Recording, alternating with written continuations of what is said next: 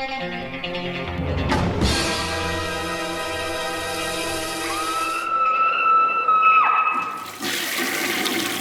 up, guys? It is week 131. I have a bunch of reviews for you. You know, the usual kind of stuff, but I want to start this out with talking a little bit about the Slaughterhouse Slumber Party Kickstarter. This is the second Kickstarter. I know a lot of people are asking about how they can get a copy. This is pretty much the only way. Basically, this is the second Kickstarter. The movie's done. It's complete.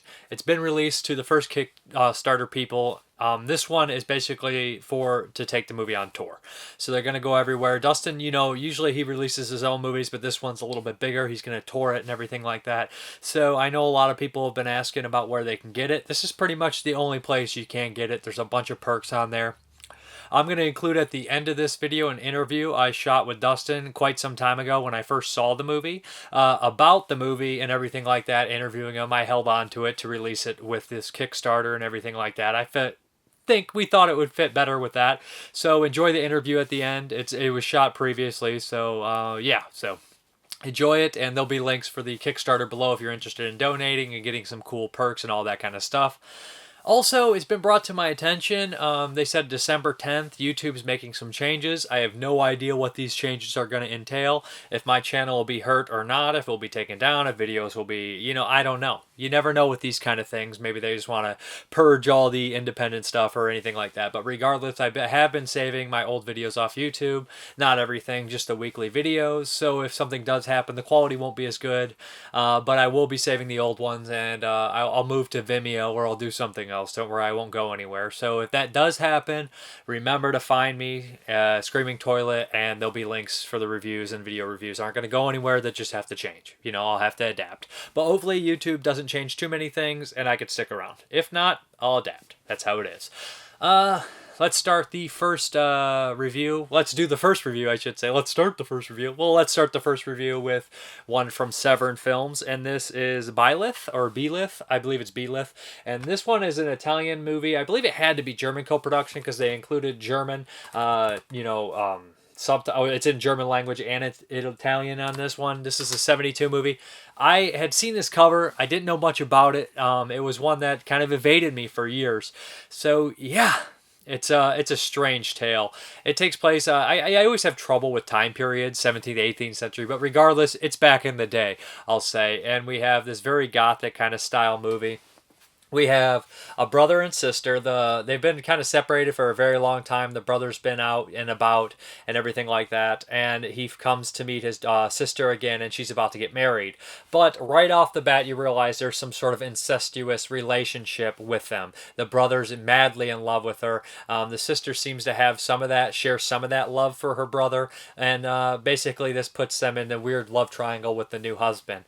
And meanwhile, did I mention there's a bunch of weird murders happening where the victims have these 3 dots in their neck, like a strange special blade, like 3 stabs in the neck. And they're usually prostitutes or women that are the victims. So basically what happens is we realize that the lead here is possessed by a demon. We at least think he is, Byleth. And this demon is, overcome by incest. So that's basically the plot of this movie. It could be some sort of hereditary thing too with the incest. We kind of hint at that. And the whole movie, it's not really a mystery, but they kind of play it as a mystery. It's very obvious what's going on. The violence here is pretty, I guess it's kind of shocking for 1972. It's giallo style. It's decent, but it's extra sleazy, super sleazy. A lot of full frontal female nudity and everything like that. Like I said, there's a very huge gothic thing going on with mansions and rich people, but then underneath there's this weird, seedy, incestuous thing going on. But it's also kind of funny because they're, it plays more like a possession, so it's like a gothic possession movie, which is kind of interesting. It's definitely a mixture of genres, gothic, giallo, stuff like that. So that's kind of unique. Possession. All in all, it's a decent movie. It's definitely going to be known for its sleazy kind of stuff. I don't think it's one of these amazing Lost Gems or anything like that, but I do think it's worth checking out. There's not really any features on here. You can watch it in Italian or German with English subtitles for both. I was hoping that I like my Italian movies dubbed, so I was hoping for a dub version, but that wasn't on here. It looked pretty good and it sounded really good. And like I said, I feel like this also felt a little bit like a Dr. Jekyll, Mr. Hyde type story because we have the brother who kind of has these dual personalities, and at points you see him on this kind of like black horse, the symbolism for the demon and everything like that. So that's kind of unique. Or is it a white horse? I think it should be a white horse, and he's in a black cloak. So it got that symbolism, behold the pale horse. I believe that was a white horse. So the man who sat upon him was death. You guys understand. So this one's fairly decent, and it's not a horrible watch. I enjoyed it, and it packs in the sleaze. If you're looking for sleaze, it's got sleaze in bundles.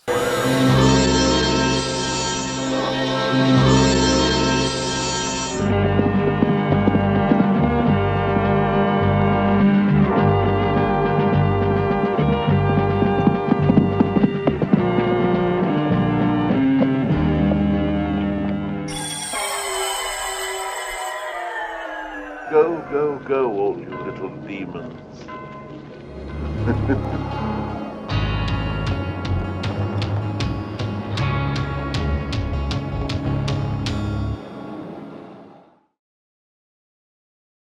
Okay, the next one is also from Severin Films, and this is Werewolf in a Girl's Dormitorium. I love that name. This is an early Italian one, 1961, inspired by, The Wolfman, Werewolf of London, Curse of the Werewolf, tons of stuff like that. This is pretty much one of the only Italian werewolf movies there are, which is a damn shame because this is a lot of fun. It's black and white. The most familiar face to me was Luciano I can never say this guy's name, but they call him the Italian Peter Lorre. He's in everything. He's in a bunch of the Antonio Marighetti war movies. I remember being in that as kind of like a reporter type. He's in a couple of those. He's in tons of movies. This guy's in everything. If you see him, you're like, that guy. Okay, this is weird. This is like a girl's... It's not even a dormitorium. That would suggest like a college or whatever. This is like a reform school. It's more of a reform school for these girls that are kind of bad convicts. Or not bad, but bad, teens and everything like that. So they're stuck at this reformatory school, and this doctor enters the picture. And this doctor, he used to be a doctor, and he was kind of a barred from being a doctor and practicing, so he needs a job. He ends up coming here to be a teacher, and then right immediately these murders start to happen by this werewolf. So we think, oh no, this doctor's probably this professor's probably the werewolf. A girl starts to look into it because her best friend was murdered. So it kind of reminds me of Dario Argento Giallo right there. How like they move into the school. I think it's Phenomena and Suspiria. Like her friend dies right away, so she starts to look into the case. It's kind of like that. So basically what we have here is, they call it a creamy, like the German, the ones that predate the Giallo, and I guess it is. It's very much Giallo-like, which would be creamy, I guess. So yeah, it's like that. This girl trying to figure out what's going on, and everybody's a suspect. There's Luciano, of course. There's the professor. Is it the guy who runs the school? All of them are actually fairly recognizable actors too. One's actually related to Maximilian Schell. It's his brother, so that's kind of unique. He plays the professor. And the murders are kind of, just the werewolf strangling. And the funny thing is, the werewolf's not in this whole movie. He's only in it a couple times, which is unfortunate. But it does a twist where you find out who the werewolf is. And I was like, oh, that's kind of cool. I didn't go with the super obvious one, but you never know with these movies. If it's going to go with the obvious choice, or it's going to throw you a curveball. Because back in the day, it wasn't so obvious to go with the obvious choice. I mean, it is that way now. It's not so obvious. It's too obvious to go with the obvious choice, but maybe it isn't now. So you play a reversal. So I didn't know where it was going to go. But yeah, I enjoyed it. I enjoyed the performance of the person who turns out to be the werewolf. You watch it. I enjoyed most of the performances in here, but that was kind of fun. It's an enjoyable, decent movie, and I wish that Italy would have done a couple more werewolf movies. I know there's Werewolf Woman, and I can't think of any more off the top of my head. But what's really great about this is it looks pretty good. It's in black and white, so it's kind of a pretty looking movie. A lot of the girls are pretty, and it has this seedy kind of thing going on too, where they're young girls, and like people that work there are sleeping with them. So there's this murder mystery on top of the werewolf mystery. So you don't know if that's all entangled and everything like that. So that was a nice little touch. It's solid, like I said. There's a great feature on here with David Duvall. I always say his name wrong all the time. And I just listened to a podcast with Rebecca McKendry, and she said his name wrong first. And she's a freaking doctor, so it doesn't make me feel so bad. But he's a film historian. He knows a ton. There's a commentary on here with him and one of the lead actors in here. And this has got to be shot years ago, probably for the old VCI release. And this commentary is excellent. David asked the actor a bunch of questions. This guy worked in tons and tons of movies. I can't remember his name off the top of my head, but he was pretty much like a vet actor who's done tons and tons of movies. So, and it seemed nice because in the way that David talks, it seems like he knows how to kind of like get these people talking more, and also like a little bit help their ego. I feel like this guy was really happy to talk about this movie and really happy to talk about his career on a commentary, and it was nice to capture that moment in time. Also, there is an interview with Ernesto Gadaldi, who I feel like has written every single Italian movie ever now that I'm watching all these features. He of course badmouths Dario at least once in every commentary, every interview. He's got to say something negative about Dario Argento, but okay, that's kind of funny to me.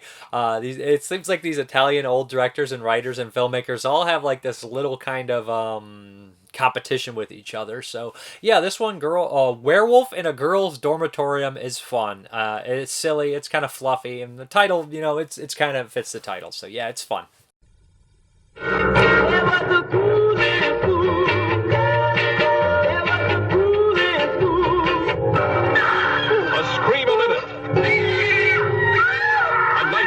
Fiendish horrors. Unbelievable until you see it with your own horror-stricken eyes. Since I've been here, I've been trying to capture a wolf to extract his glands. But tell me, Professor, have you ever experimented on yourself? The new doctor, suspect. Beauties, the prey of fiendish desires. A village up in arms. The bear! Where? At the top of the stairs! Water! Stop, or I'll shoot! Wow! A Nerorama shocker.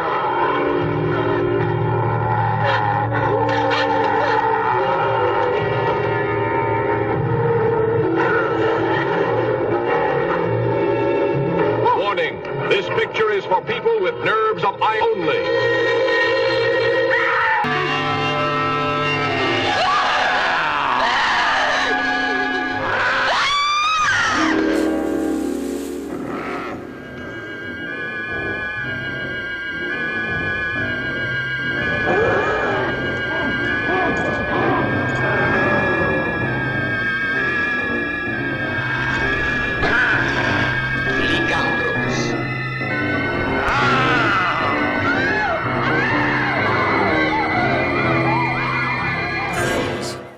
Okay, this next one is from Arrow Video, and this is Hitchhike to Hell.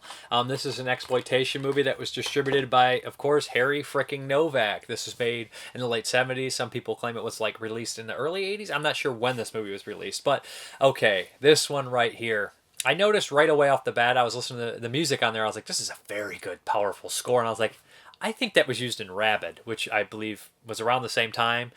Maybe this was before Rabid, which blows my mind, but I know it feels like Rabid did the music first, and it's a very good score. And it also has, it's like right off the bat, it has like its own theme music, which I thought was kind of fun, kind of cute. So yeah, this is a movie, Hitchhike to Hell. Heavily inspired by Psycho, but also heavily inspired by the crimes that were happening at the time. They on the Internet Movie Database, somebody said it was based on the Edmund Kemper murders, the co-ed murders, and of course not as gratuitous as what really happened in that case. But on the special features, Stephen Thrower and I can't think of the other film historian's name on the disc, talk about how it was based on a series of co-ed murders that were never solved. So, hitchhiking murders that were never solved, sorry. Edmund Kemper was the co-ed killer or something like that. But a bunch of hitchhiking murders that were never solved. So the plot of this movie is we have Howard, or Howie, who is this kind of simple-minded. Again, we have that theme of that childlike killer. It's in so many movies. And it's in a lot of Dario's movies. It's in, ever since Psycho, we had that childlike killer where they have an innocence about them, but they also have a very sick brutality, deep-seated, nasty, twisted sexuality about them, and that's this guy here too. He works at a laundromat delivering people's clothes and everything like that. So not laundromat, but you guys know what I mean, like a cleaning clothes service or whatever. So he delivers people's uniforms and whatnot to them, and one day something triggers within him. He picks up a hitchhiker. He likes to pick up hitchhikers because he sees himself as a nice guy. He's a very big mama's boy. Hence Norman Bates, psycho ripoff. So what happens is one of the hitchhikers tells him that I am ditching my mom. I'm leaving. I hate my mother. I'm running away from home. And this triggers something into him where it happened in his home life, where his mother, their sister left and on bad terms, and it broke the mom's heart. And those are the only two left. So he's all messed up about it. He snaps. He strangles her. He rapes her. And that starts a series of murders. And then we cut back to these, when the murders happen, we cut back to these two cops. One played by the professor from Gilligan's Island. And I knew I recognized it. It was funny seeing him in this. And he's pretty solid. And they're trying to figure out the case. And, of course, he kills more and more. And there's, this movie's, mixed in with, serious moments of really kind of dark stuff. And that music kicks in. And you're like, this is dark. And then it'll be really goofy and really silly. Kind of think, 70s exploitation movies. Not quite as goofy as Last House on the Left, but some of that's there, of course. So it gets kind of goofy, kind of silly at times, but all in all, it comes off at the very end kind of solid, kind of decent, not perfect or anything like that. The end of the movie kind of was really gut wrenching, and it's I don't know if you're gonna be mad at a movie that's so stupid throughout the whole damn thing, and then it does one thing that you're like, oh, that's really brutally brutal. And if you were to take snapshots from this movie itself, just stills from it of the bodies after they're killed, you'd be like, oh man, what is that? That looks so messed up. That looks so twisted. And then when you watch the movie, you're like, okay, it's just, a cheapy exploitation movie. Like I said, there is some sort of psychology attempt at there. And again, there is some attempt at basing it in a reality or on real killers. All in all, I thought it was an okay exploitation movie. It's not as gratuitous as those stills. Like I said, if you were to take the murder victims as stills and put them out there, it would suggest. But there is a couple gnarly things, and there's a really gut-wrenching scene at the end that's more so psychologically damaging than, visually damaging. On the features, there's Stephen Thrower. He's always great. He talks about the director, about his films. This guy actually made the monster, one of these early 50s sci-fi movies. I can't think of monster of something. You guys have seen the cover. He's like this big warty creature from the Black Lagoon thing. Kino Olive released the DVD, the Blu-ray. So, and then there's also an kind of a history of hitchhiking horror movies and exploitation, which is on there. And that's a great little video essay on there. It talks about a lot of the Italian stuff. It talks about Hitchhiker, tons of stuff. Yeah. And I enjoyed seeing that. So, yeah, it talks about kidnapped co-eds and all sorts of things in this movie. This one's worth watching, especially if you like exploitation movies. I'm kind of happy I did see it. So that's Hitchhike to Hell.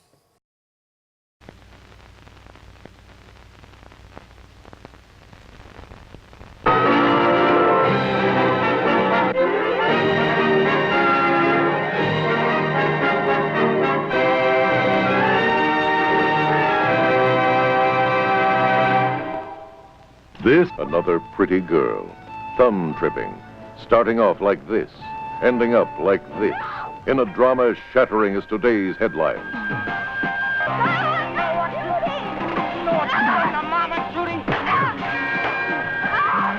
Hitchhike to Hell. A masked killer on the loose. His target, runaways. Hi. Hi. Where are you headed? Same where you are. I don't know what you mean. I mean, I'm just headed for town. I don't care where I end up. Howard is that nice, friendly delivery boy. He never drinks anything stronger than root beer. Never does anything worse than rape and violent murder. Hitchhike to Hell. A story that touches every small town and every big city. That frustrates every lawman. His biggest obstacle? Delinquent parents. She hasn't done anything. We can hold her until you come and get her, and that's all. Otherwise, we have to release her. No way. She's run away from home, and that's it. I'm sure if you come and talk to her, why, you can straighten this thing out between you. We tried talking to her. It didn't work. Besides, if we brought her home tonight, she'd just be gone again tomorrow. There's no such thing as a free ride. Just an average, small-town boy. But inside his head is a twisted compulsion to kill. Oh, my God. When you go thumbing a ride, you can never tell when you'll hitchhike to hell. This is a motion picture that hits very close to home.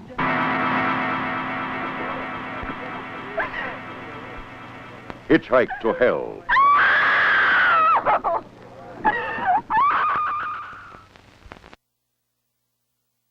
Okay, the next one is from Arrow Academy, and this is Man of a Thousand Faces. You guys know what this is. This was made in, I believe, the 50s. I want to double check for you. 57, I want to check because it was made way later than I expected. This is based on the life of Lon Chaney Sr. Not Lon Chaney Jr., although he is in it as a character. And it stars James Cagney from White Heat. Pretty much an iconic actor. He plays Lon Chaney Sr. And this is obviously an embellished story. It was a 57 movie about a famous actor's life, so you can imagine there's some embellishing and some changes to it. It starts off with Lon Chaney's life from being a very young boy to, in fact, his death. He didn't live very long. He only lived to 47 years old. And, hearing things about Lon Chaney and Lon Chaney Jr., how they had a relationship like that, how it was kind of strained, they show that in here. This movie is interesting, and it's definitely, a Hollywood biopic, and I enjoyed a lot of it. And it's funny how the movie is dated. At points in here, the very beginning of the movie, you realize that Lon Chaney's parents are deaf, and everyone treats them like outcasts, which is completely repulsive in this day and age. It's a hard pill to swallow, and I don't know if they exaggerated it for the movie, or it really was like that back in the day, but it's a hard pill to swallow. And it's such a hard pill to swallow that Lon Chaney had met his wife in here, his first wife, who he had, worked with in like performing acts and circuses and things like that. And when she finds out that Lon Chaney's parents are deaf, she's disgusted with it. She doesn't want to have a kid because she's worried and everything like that. And that kind of puts a strain on his relationship with his whole family and everything, and especially his wife. And that plays into, everything and the beginning of the end for that relationship. So this is basically a story about his entire life. Like I said, his different wives, his son growing up, and them kind of coming back to each other. And I don't want to spoil too much. James Cagney's really good in it, and a really kind of gray kind of character. At points you're 100% with him, and then at other times you're kind of, a little upset with his spitefulness or his things like that. There's such an outdated thing where it's like, you're staying home with the kid, you're not getting a job, you're not having a life. And back in the day, people were like, yeah. And now I'm like, ooh, that just does not come off right. And like I said, it's just a different time and everything like that. And you can't fault things, or it's hard to fault people or for certain things like that. It's a different time, so especially movies. You can't really fault movies for being made so many years before. But like I said, this is an interesting movie, and I wanted to see this for years. I had a VHS sitting at my house when I was 10 years old and never watched it. My grandfather was a big fan of Universal horror movies and everything like that. So, Lon Chaney Sr. played a lot of famous roles like the Phantom and the Hunchback. And that's another really cool thing about this movie is they recreate those. And we see James Cagney in the makeup, and we see him in the Hunchback makeup as well. And he actually at one point confronts his ex-wife in the Hunchback makeup, which is really cool. But it kind of brushes over a lot of his career, but it stops at certain points and jumps in there and shows the makeup and everything like that. And hats off to James Cagney for doing a lot of the performances up there with the dancing and the facial movements and everything like that. He was such a good physical actor. And again, I imagine that Lon Chaney Sr. was also an amazing physical actor like that on stage. But just the way he can, win the audience and everything like that. And I thought this was interesting. It was also a nice look to see how, people got started in the film industry, how he started off as an extra and made it, and how he brought his own makeup kit. And the idea of an actor being his own makeup artist is another remarkable, cool thing. There's a commentary on here with Tim Lucas, who's one of the best. And there's also kind of a little history thing on here with Kim Newman, who's also one of the best. So I really enjoyed that, and I really like that. I like these Arrow releases because they have a lot of the English film historians on there, and some of them are the best, like Kat Ellinger and Stephen Thrower and Alan Jones and all them guys, Kim Newman. They do a really good job, and I like that. And this doesn't have Kat Ellinger or Alan Jones, but I was just naming some names like that. Arrow usually gets a lot of good people involved in their disc. Not saying that the Americans aren't good either, but it's, from the other side of the pond, it's nice hearing some voices occasionally.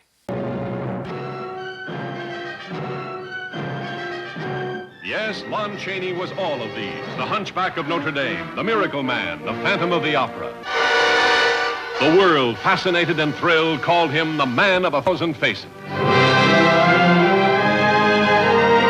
But what was the secret Lon Chaney hid behind his thousand faces? What was the mystery in his life?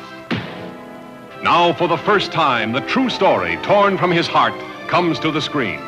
Starring James Cagney, magnificent as the fabulous Lon Chaney, master of the grotesque, the weird, the strange. And Academy Award-winning Dorothy Malone and lovely Jane Greer as the two women who made his life more astounding, more touching than any of his unforgettable roles. I'll come to see you every week. Every week. I promise you. You had me fired. Damn you! Damn you! Damn you! Who are you? I'm from the collection agency. I've come to collect my wife.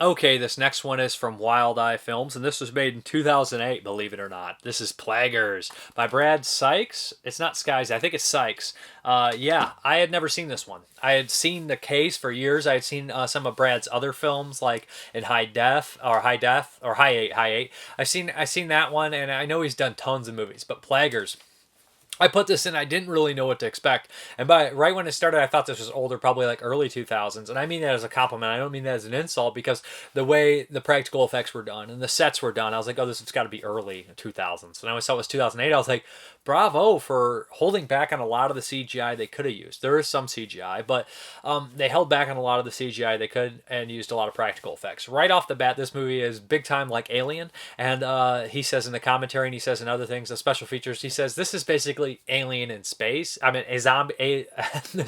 Alien with zombies. Okay, sorry, Night of the Living Dead in space.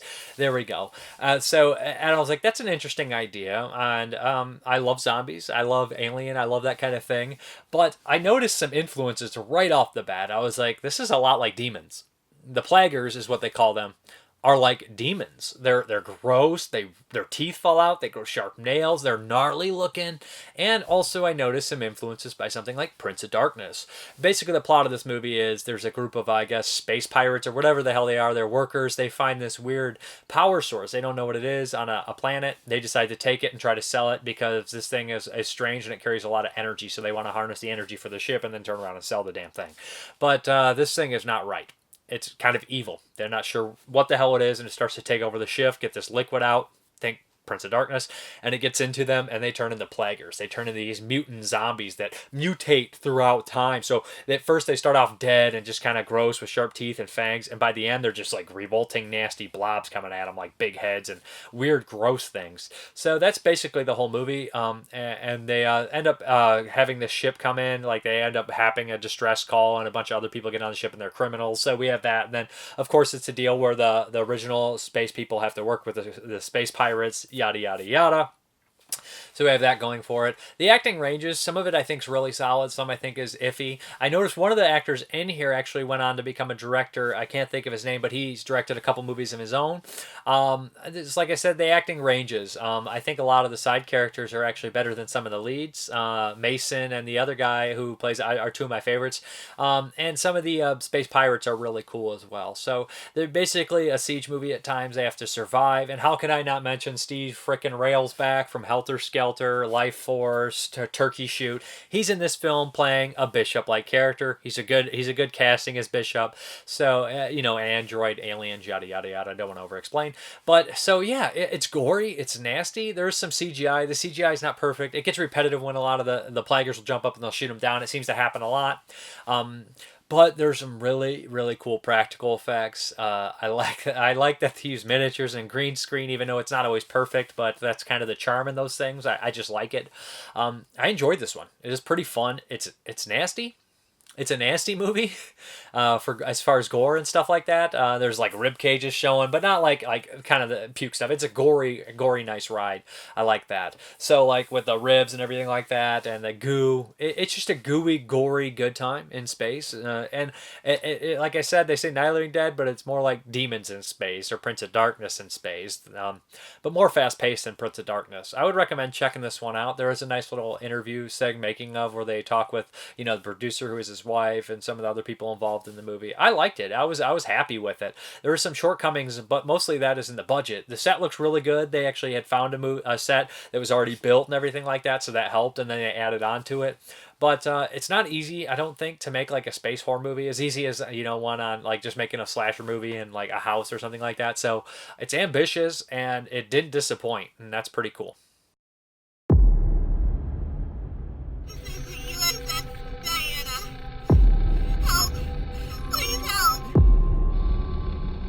Electrical unit's trashed.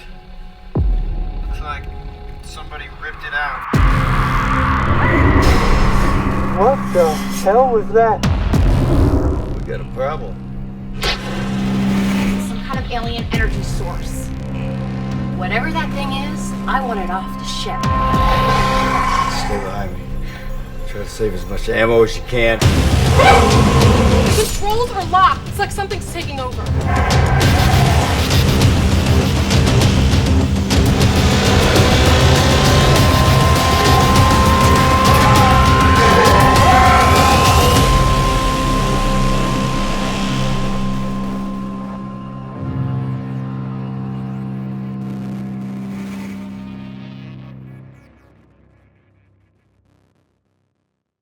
Okay, the next one is from Mill Creek, and this is the prequel to The Thing, 2010, The Thing. All right, I know. I didn't watch this when it came out. I had heard the stink story about them taking out the practical effects and putting CGI over it, and I said, you know what? I love The Thing. I don't know how you're going to do this. I'm not interested in seeing a CGI-ridden Thing. So I didn't watch it. I was being a hater. I finally actually wanted to check it out, so I finally checked it out. All right. First and foremost, this is way better than I expected. I expected a turd bomb. Okay, this is a prequel to the original, not the original, not from the 50s, but a prequel to John Carpenter's Thing from the early 80s, 82, I believe. So, yeah, this follows the Swedish. Are they Swedish or Norwegian? They're Norwegian, Mac? Yeah, I think so. I think that, they're Norwegian. So, basically it follows them as they find the Thing, they find the spaceship, and are basically attacked by the Thing. So, it's like the Titanic. You know how it's going to end, so there's not really any suspense there.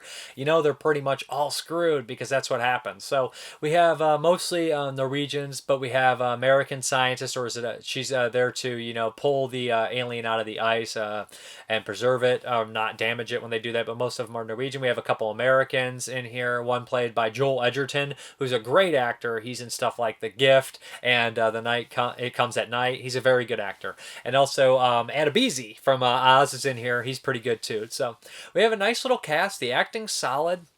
Some familiar faces, and it unfolds pretty much how you would expect to unfold. There's a couple scares in here, especially when the alien originally wakes up. I was like, oh shit, when it jumps through the ceiling. It was really good. It's CGI, man. The alien CGI, some of the CGI is really crummy, but when you can see the practicals they use are really good. There's a couple nice little twists in here. How they discover who's the Thing or try to look who's the Thing and who's not is really cool. There's a couple dumb moments where I was like, why would they do that? And the only time it really suffers in the movie completely is when they have bad CGI that's dated, or when they try to do the original Thing. Like there's one point when they're all standing around after they burned a Thing and they're all standing outside, and she just starts to talk like, I know. She gives the Kurt Russell speech where he's like, I know I'm not a Thing, and I'm pretty sure not everyone hears a Thing. When Kurt Russell gives that speech, it's so well done, and when she does it, it's you think of Kurt Russell doing it, so you immediately compare them, and it's just like, this doesn't work at all right now. This is this is just cringy. So, and the funny thing is, she's not a horrible actress. She's not a horrible lead. She's just the most bland character. When you have all these weirdos as character actors and side characters, you're more interested in them. And it does lead into how the 80s Thing opens up, and it's perfect. At the ending, I really like that. I thought, like I said, the characters were decent. There's enough people to get killed in here. When they try to recreate the original Thing, it falls short. But when they do their own thing, it's actually pretty cool.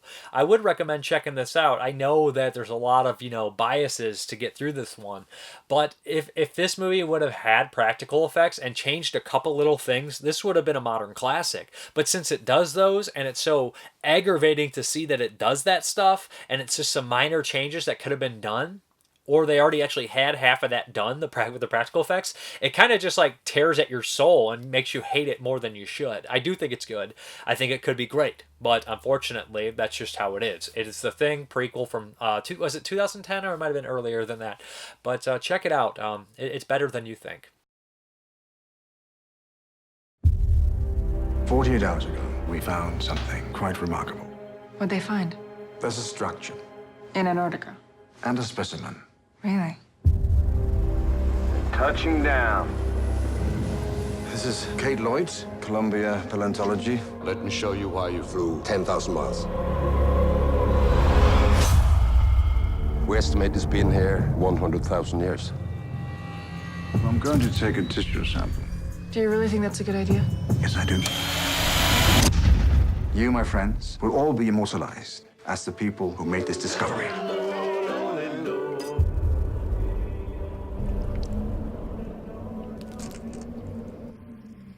Did you hear that?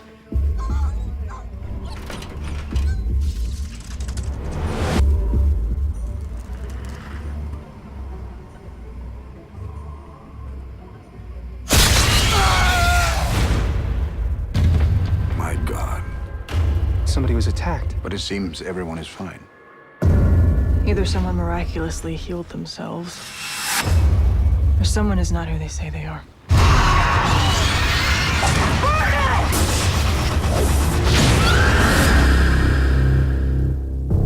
What was it doing to him? It's imitating his cells. I think this thing copies its prey and then hides inside it. What are you saying? Not all of us are human. It could be any of us.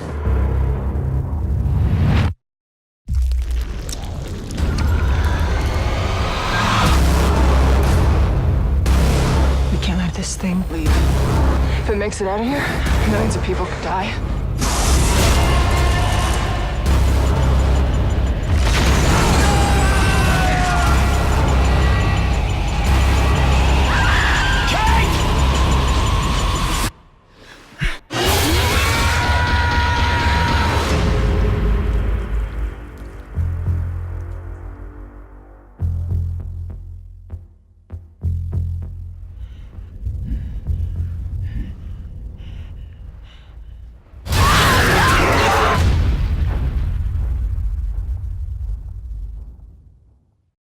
Okay, this next one is from SOV Horror. This is their third release. This is Tony Mazzanello's company, and this is 1995 Spirit Gallery. Yeah. This is a weird ass movie. All these movies he releases are from 1995. Jeez, I'm getting crazy. Are all SOV. The first one was Metal Noir. The next one was Zombarella's House of Horrors. And this final one, the Spirit Gallery, is the weirdest, I would say, definitely. Okay, this is a strange one. We have this woman, Gwendolyn, who is obsessed with art. She loves art, but she's obsessed mostly with this one kind of really mysterious artist, Ketch, B.A. Ketch. So when she gets a chance to work for his agent, she jumps on it, and she starts to probe this agent when she gets a job immediately about Ketch. What about Ketch? She thinks she sees Ketch at a party. She follows him. She becomes intertwined, with all this kind of stuff, and then eventually she wants to see his art. She hasn't even really seen his art. She wants to see his art because she believes that there's this goodness within him that is the ultimate goodness. And she's a sweet, great woman. She kind of seems to have these weird kind of religious things in her where she just blames God or has a weird relationship with God. I'll leave it at that. So basically she gets involved with B.A. Ketch and the agent. And the agent has some other things going on involving the art that's really weird and really crazy, and not just a regular agent relationship. B.A. Ketch seems like a crazy homeless guy that lives in this abandoned factory that just is nuts. And while I was watching it, I was imagining the casting director, the director walking down the street of like L.A. and just being like, hey, homeless guy, you want to play a crazy artist? And then the guy who they got was just like, I am a crazy artist, and then got the role. I just started laughing. I know he's not really an actor, but he had worked with, on art scenes and stuff before, the guy who plays B.A. Ketch. So basically what happens is she is going to be his next model, and he does these weird sculptures, but these sculptures aren't exactly what you think. And there's this weird mutation involved. Without spoiling too much, the director called this kind of the reverse of the Portrait of Dorian Gray, which is a great story about somebody who kind of sells their soul for eternal life, or it has this picture kind of deal. It's not really a selling story, but they have this picture that constantly gets older and uglier as they get uglier on the inside, but on the outside they remain beautiful. So that's kind of what's going on, but it's different. We have someone who's super good on the inside, but they start to get disgusting on the outside because what B.A. Ketch does with his art. So I don't spoil too much, and it's people feeding off. There's definitely a comment about the art scene, about the not even the consumers, like the agents and stuff like that, and the people in charge kind of feeding off the artists and feeding off the customers, I guess you'd say, like that. It's kind of a very California LA story. So yeah, it is interesting. It is at times there's some really good moments where the girl's trying to portray the woman Gwendolyn's trying to portray her her love for his art and everything like that to him, like spill her guts out, and they're in this like lift, or basically not really a lift, but I don't exactly know what you call it, some sort of crane.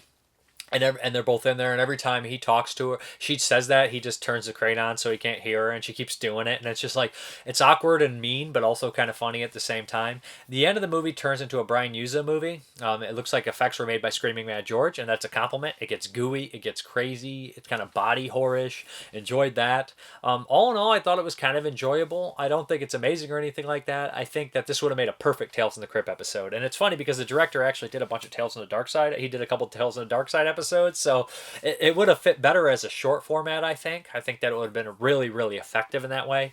As a long SOV movie, I don't think it's horrible, but it's interesting. It has some cool moments. It's fairly well made for a SOV movie. I didn't catch myself being like, I can't see anything, or this is terrible camera work, or I can't hear a damn thing. The sound was really good. They did a professional sound mix on it, so that's nice.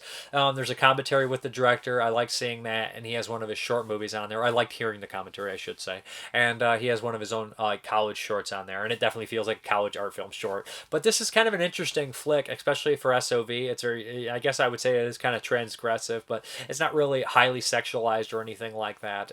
But it is art horror. It is SOV. It is kind of interesting, and it has some cool special effects. That is Spirit Gallery.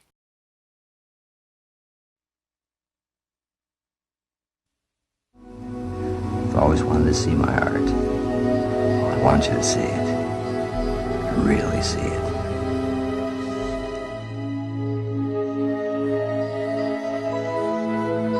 Ketch's art could make you feel the goodness that great art's all about. It could make you part of it. You of all people should know that Ketch is not a normal artist.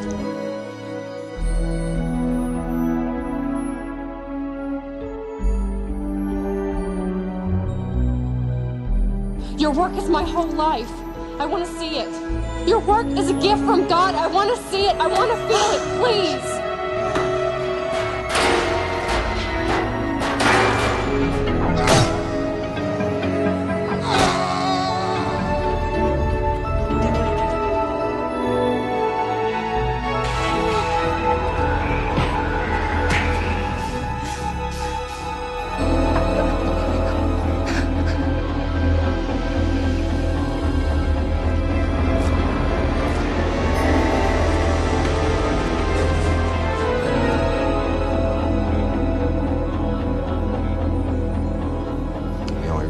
Comes from inside of you. And that's what the Spirit Gallery is all about.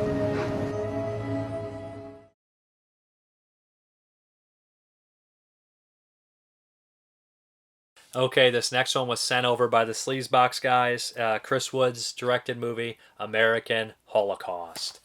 You know what? I haven't seen this since 2013. He sent it back over, and this, I guess, will be a flashback kind of segment here, revisiting a movie I used to like, and I was wondering if it would hold up. A lot of these extreme movies you watch, they don't hold up as well. When you rewatch them, you change as a person, you see things you didn't see before. So I put this in. When I originally saw this movie, I remember it being pretty grueling, pretty nasty. In 2013, this kind of like was the first Sleazebox feature film I saw. There wasn't really any movies before that. I know John Miller wrote this movie. I don't think he's involved. I know he's not involved with Sleazebox anymore. And Chris Woods went on to make a bunch of movies like Chaos AD and hooked up with Sean Donahue, and they've made tons and tons of movies, Escort Service, yada yada yada. So yeah, okay, here we go. Amerikan Holocaust stars Bob Glazer, who's a Sleazebox regular, and I can't think of the other guy's name. He's in a couple other ones as well. But right when I started rewatching this, I was like, man, this is so much the Leonard Lake and Charles Ng story, the serial killers. And in the special features, Chris Wood says that. I don't know if I noticed that the first time I saw this movie or not, but I was like, this is totally the Leonard Lake, Charles Ng story. We have these two older Vietnam vet serial killers who are kind of like doing their video. It's found footage movie. They're doing all these murders and it's their exploits. Inspired by stuff like August Underground, no doubt, but also inspired by that true life serial killer story and the way that the lead guy here, Mason, what is his name, Ashburn, has these like his like political rhetoric and the way he goes on his political ideology, and he just talks and babbles about, you know, he's anti-government and he's talking about the welfare system and all these things like that, but he's hypocritical because he's benefiting off these things as well, and it's just so weird. And he seems like an egomaniac, like, and everything like that. He seems legitimately like a serial killer. And the psychology and things when they talk about their exploits, especially the bigger guy, the main one. I feel like his exploits seem genuinely real when he's talking about them. And they have times where they just seem to improv and go off. And sometimes he'll stare off into the camera and he'll just come back. And I like that. I thought that was really well done. At times they have Bob Glazer do it. And for the most part, they held the camera on. He's doing good stuff, but they held the camera on these guys way too long sometimes. Like, it's just like, I think that the editing needs to be a little quicker and stuff like that. But you get the backstory on all these people. And with killers and everything, you don't know what's true. You don't know what's bullshit. So that's kind of interesting at the same time. But there's some really nasty things in here. They wanted to basically kidnap women and make them sex slaves and get rid of them when they were tired of them. So there's some nasty stuff in here. There's gratuitous nudity, there's humiliation, and there's a couple things that made me like gag, involving somebody's baby, and then also involving Bob Glazer's character has some sort of fecal freak thing going on, and at times it's really gross. It's always played super gross and makes me want to throw up, but at other times it gets too over the top and goofy. There's a couple moments within this movie where they just take it too far and it turns to a comedy act. And you're like, I wish this wasn't as silly. I wish this didn't go as far because it's kind of ruining the realism of it. Also, it has a problem with any other found footage movie like this. Who the fuck edited this? Like, I wish they would have talked about them editing the tape at certain points, because this is supposed to be like, you know, found like by the police or anything like that. But who's editing this movie? Who's editing it like this? Because there'll be cuts of them just laughing, or cuts of like them, of a woman holding a gun pointing at it. Who is that cut into? Where's that cut? I don't know. Did some like crazy person find all this footage and edit it into their own thing? That would have been nice if they would have put the opening and said this footage was found online. We believe that someone had found the footage and edited it into this. I think that would have been a little bit more believable. But it's the problem with any SOV movie, you know? I mean, not SOV movie, found footage movie. You just is like, who edited this? Why is this? You know, it's like that everywhere. You have to forgive that genre in itself because of things like that. And one other kind of complaint in here is there's a point where they have a ball gag camera that they put on some girl, and she's in the closet, and it feels so much like a Blair Witch Descent moment, and it's just like, this is not needed. It's a product of its time though, but it's just not needed, and it doesn't work for me. But besides that, it is really nasty. Don't watch this. Like, if you don't like extreme movies, or you're really sensitive to serial killer subjects and things like that, and a lot of people will hate this. They'll despise it. They'll be like, this is too gross, this is too stupid, this is not working. But I think that there is some decent amount of psychology in the killers, and I think that there's some a decent amount of performance in them. They're despicable, you know, but serial killers are despicable. They're hypocritical, but serial killers are hypocritical. And, you know, and I don't know if any of the political ideology, you know, reflects the filmmakers at all. And you don't base the movies, you know, off that at all. You know, they can believe what they want, but also at the same time, these are characters in a movie, so it doesn't really matter, if that makes sense. There's a statement about art in here, where one of the characters, without spoiling too much, is, you know, an artist.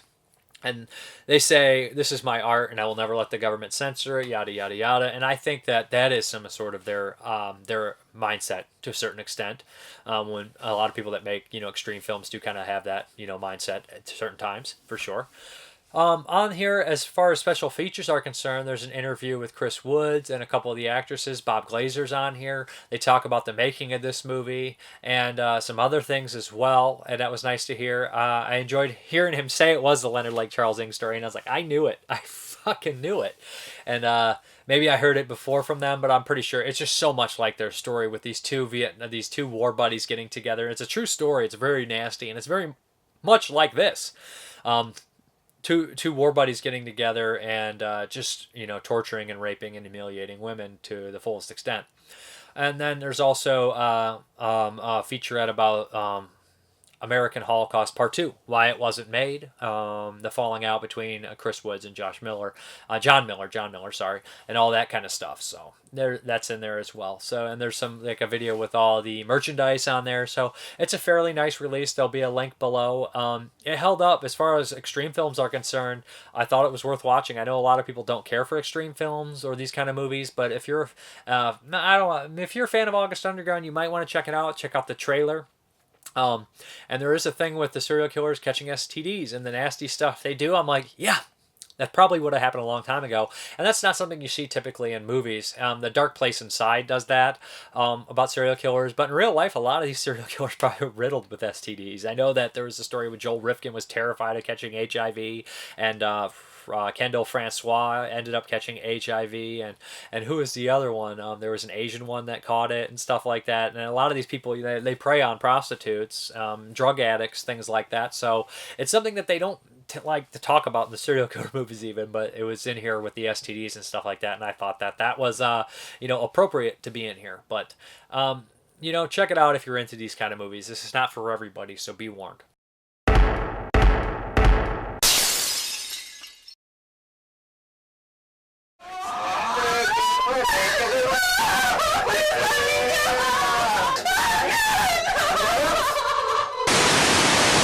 My name is Michael Mashburn. I remember the first person that I really killed.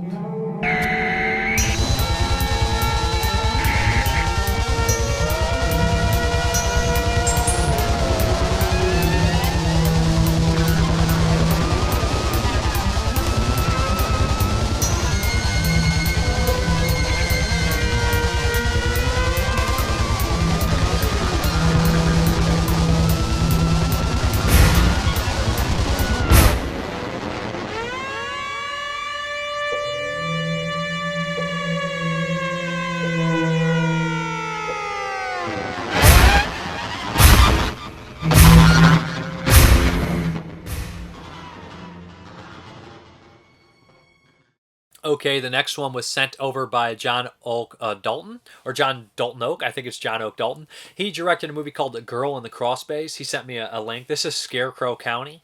Yeah. Okay, his movies, this one, it has some similarities. This is the second film. It has similarities to his first movie. But I do think it's an improvement, and I think that's good. Like I said, I'm interested in directors who make improvements every time they do, and he does. This is a low-budget film. I believe he's from the Dayton area. I think so. I know he uses a lot of the same Dayton people, but this movie was shot mostly in Indiana and kind of like rural areas in Indiana, which I really liked, and is perfect for a Scarecrow horror movie. His movies are very dark dramas, and I believe he handles the drama usually better than the horror. This movie follows a story of, it's a lot of characters in here, but basically what happens is there's a diary that's found of someone who died years ago in this small town.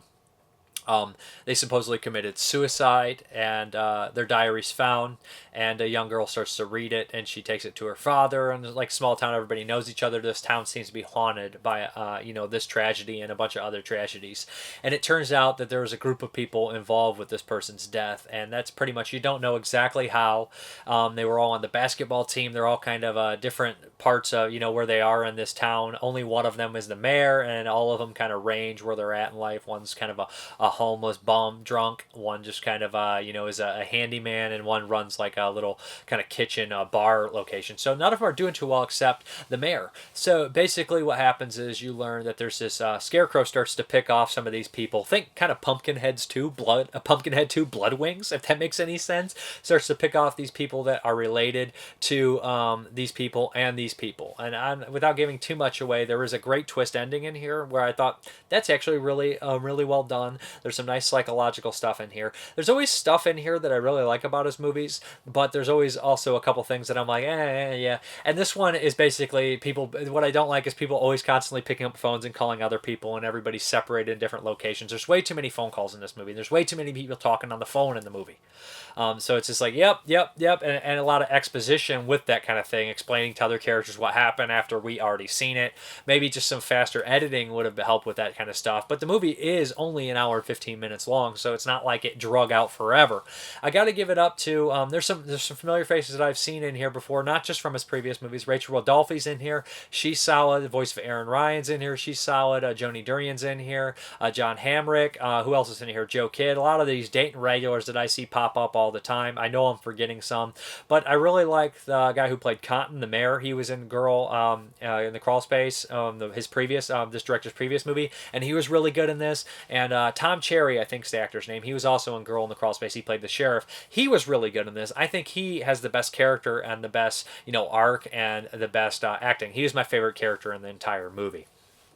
And I thought he did really well. A major improvement on the sheriff. Not that he was bad as the sheriff, but I just think that this character just fit him better, and he did it a lot better, and he gets to flex a little emotion in here, and I like that.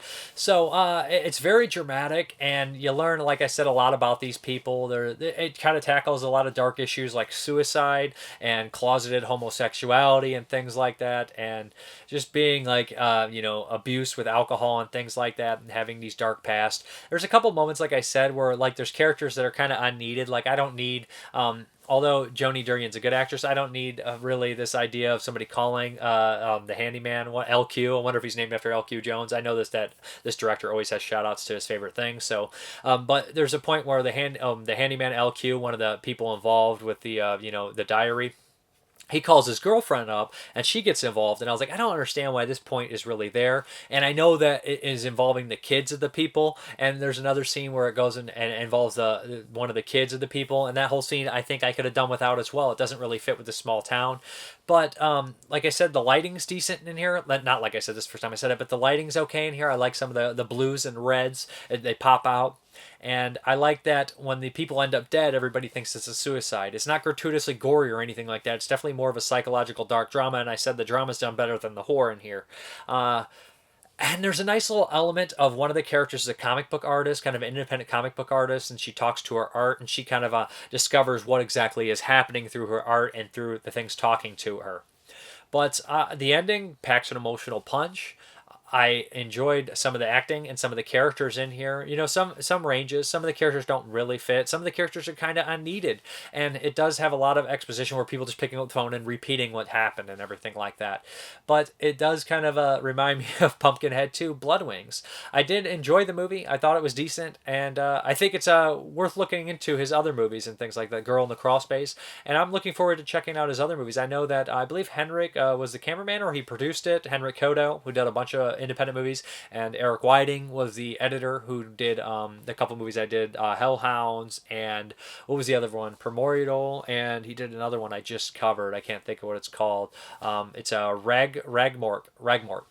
He did that one. So it's a lot of these people. I've seen a lot of their stuff in here. And like I said, I do like that at times it becomes like, oh, that's a little too much. But he always has these shout outs to a lot of his favorite things, like these kind of old comic books. And he'll have these references to almost very obscure movies and things like that. So he's definitely, showing his love for these things on his sleeve. So that is Scarecrow County. And it's way more psychological and deep than you would think for a Scarecrow slasher.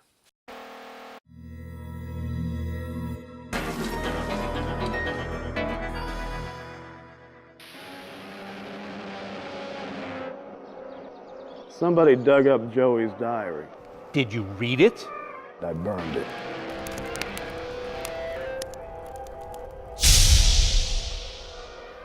She sold you that old raggedy scarecrow, didn't she?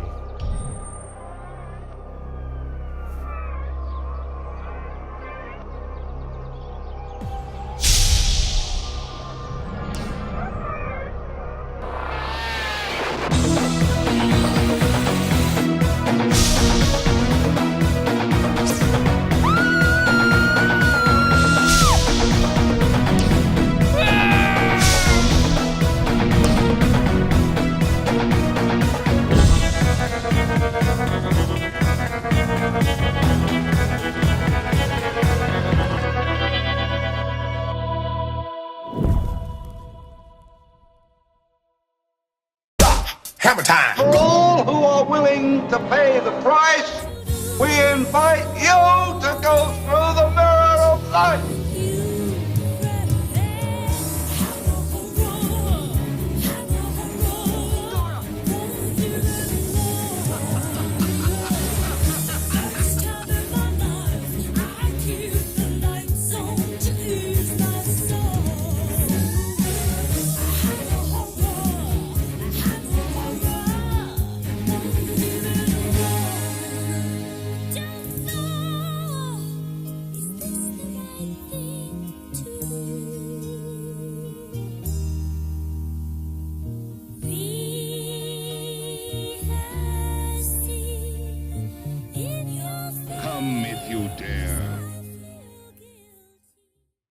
Hey guys, what's up? It is Hammer time.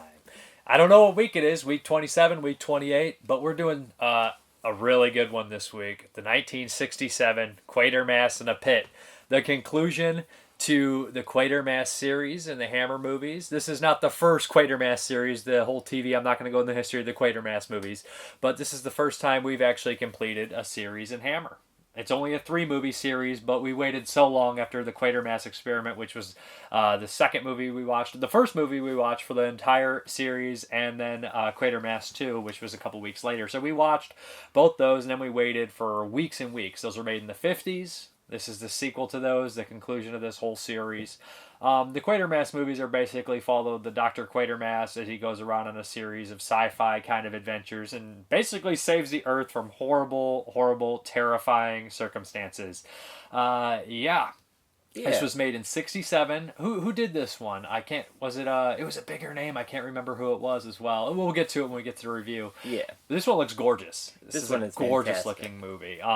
Scream Factory did a great job with the Blu-ray. Let's get into the plot here.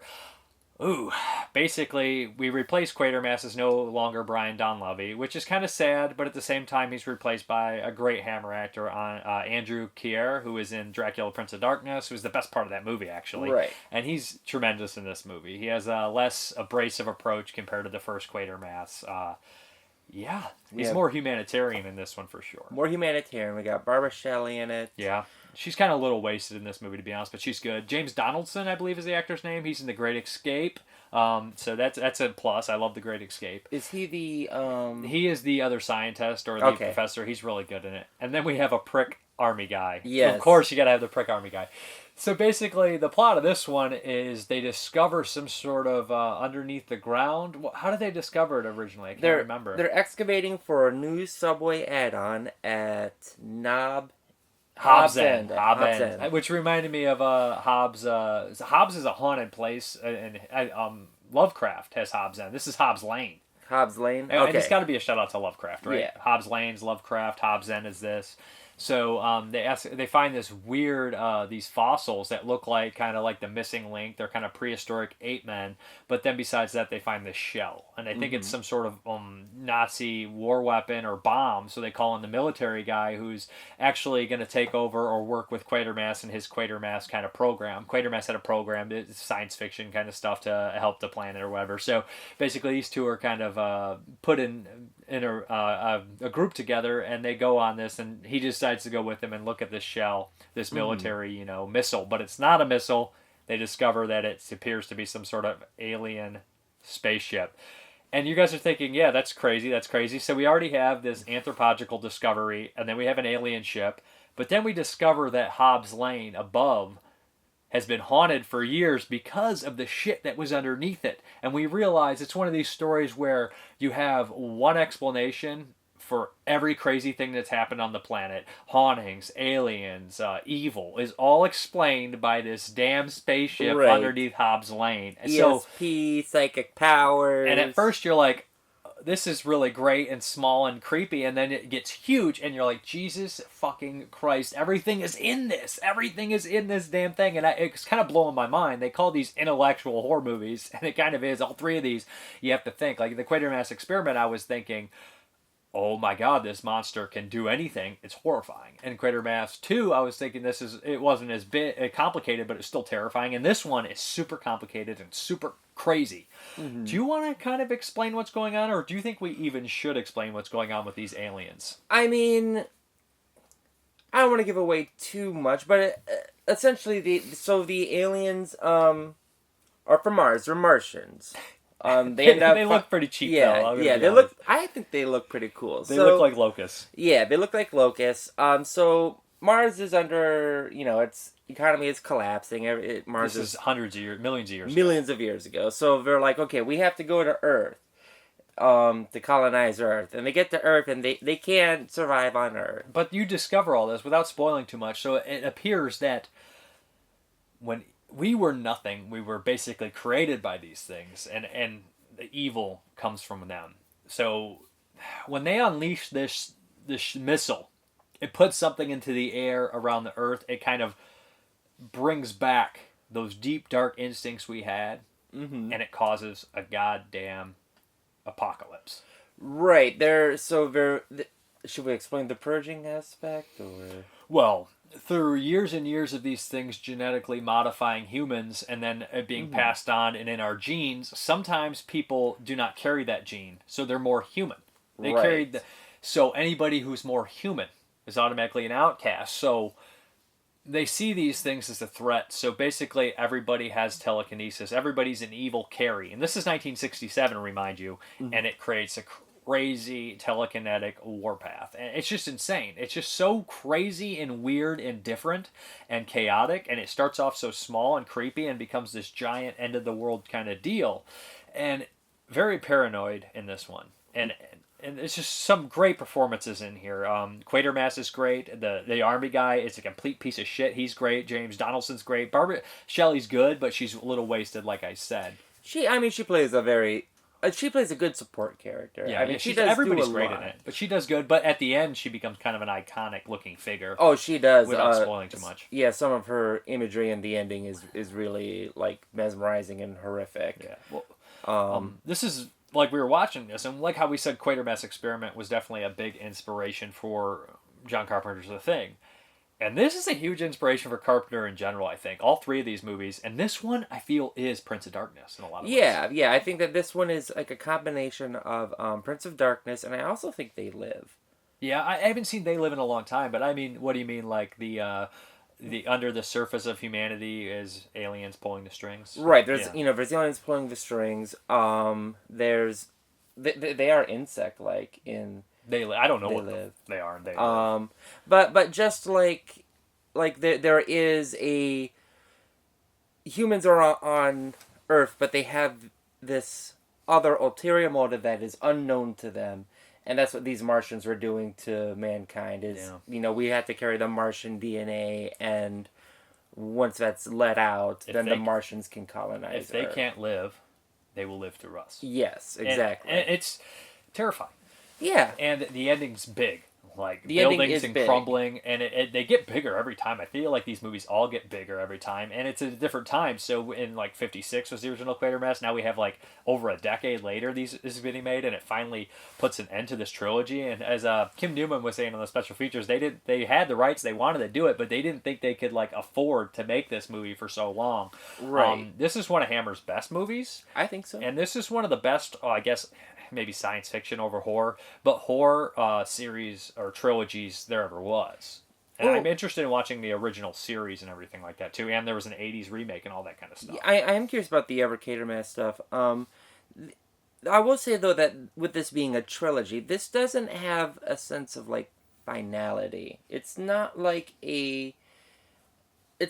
1, 2, and 3. No, it's not like Star Wars where it goes and then it's like Romero's trilogy. Yeah, like it's just three stories, but it's 3 stories. They share a similar character on like Romero's trilogy. Correct. Yeah, there isn't a narrative that's weaving between these movies. I tend to like those trilogies better.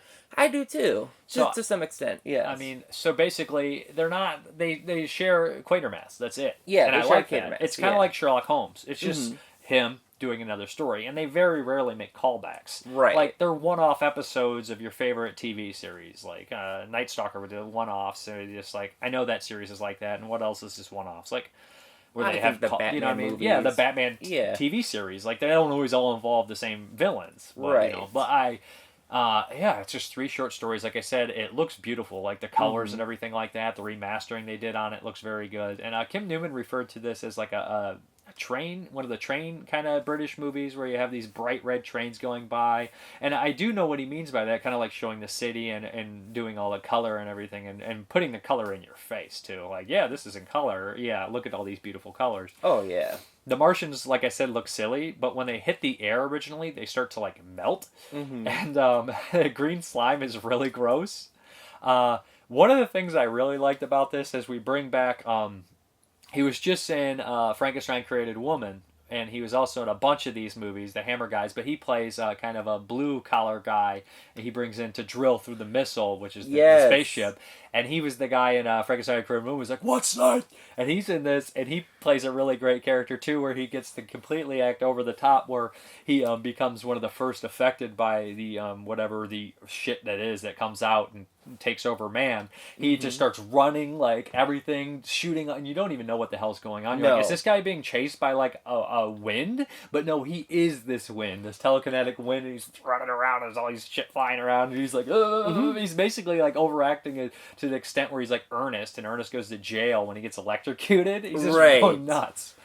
Oh, sorry. This was fantastic. And I think there is a point in the middle where you're not quite sure what the movie is trying, what the conflict is. I was like, at one point they almost lost me, where I was like, this is so good, and then I was like, this is just too much. Like, and I always get bothered by movies that just do too much, like in Godzilla vs. Byleth, or whatever the hell that fucking thing's name is. It's like, oh, this is really cool. We have the root monster and the flower, and then the roots are the monster, and then it's like, yeah, it's P. I'm like, we gotta go there too. It's just already stupid enough. I'm just barely liking this. Like, I'm liking it, but I'm just barely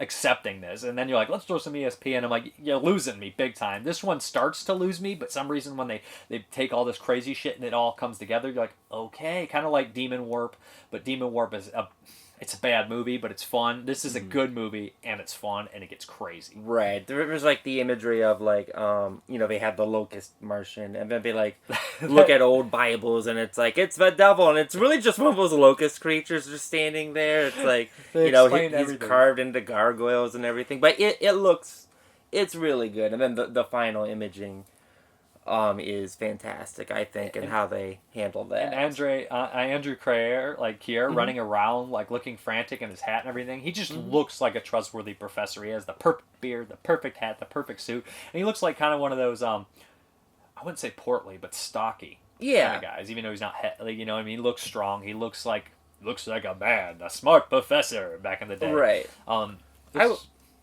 I will say that there is like this like level of disconnect that the Quatermass character does go through, and he is closer in this one to the second Quatermass, who seems a bit more human friendly, a bit more.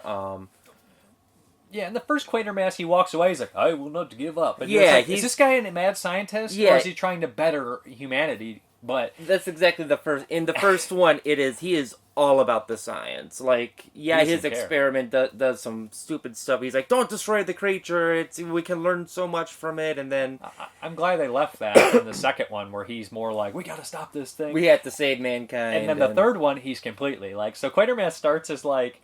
Almost like Dr. Frankenstein, and then by the end of it, he's more like Van Helsing. He is more like Van Helsing. So, I don't know. This is a great series. This has probably been one of my favorite. We were waiting for this, too. This is what we were looking forward to most. Especially after Quatermass, too, which has so far been my favorite. This one is still probably... I love all three of them, and I actually like the first one better after watching 2 and 3. They make more sense, as a series now. Best series by far of the Hammer movies so far, and I mean it's already gonna win because it's 3 for 3. And the Draculas, they're all okay, but Frankenstein had a turd in there with evil Frankenstein. Not a horrible turd, but a turd nonetheless. I think this one I would give probably 4.25, 8.5 out of 10. Out of 5, I do 4.5. Honestly, 4.5. Wow, that's tough. I'd give it 8.5. I don't remember what I gave the original, or what I gave Quatermass to, which was a fun adventure. Okay, so this one is not in the Terron tape by James O'Neill, but it is in Creature Features by John Stanley. And this is also known, this is out of 5 stars, this is also known as 5 Million Years to Earth. And I guess all the Quatermass movies weren't originally called Quatermass in the title. They all had alternate titles, the Creeping Unknown, and I can't remember the other one. But we have 5 Million Years to Earth, 1968, 4 out of 5 stars, third in the Quatermass series. And he says the other 2 are The Creeping Unknown and The Enemy from Space. It's perhaps Nigel Keel's best. It is the most auteur, replete with religious and mythical overtones. An alien spacecraft is uncovered during excavations in London, and corpses of giant grasshoppers are found on board. Mankind is related to the ETs through experiments carried out centuries before. Then it gets really weird as ESP and energy force fields come into play.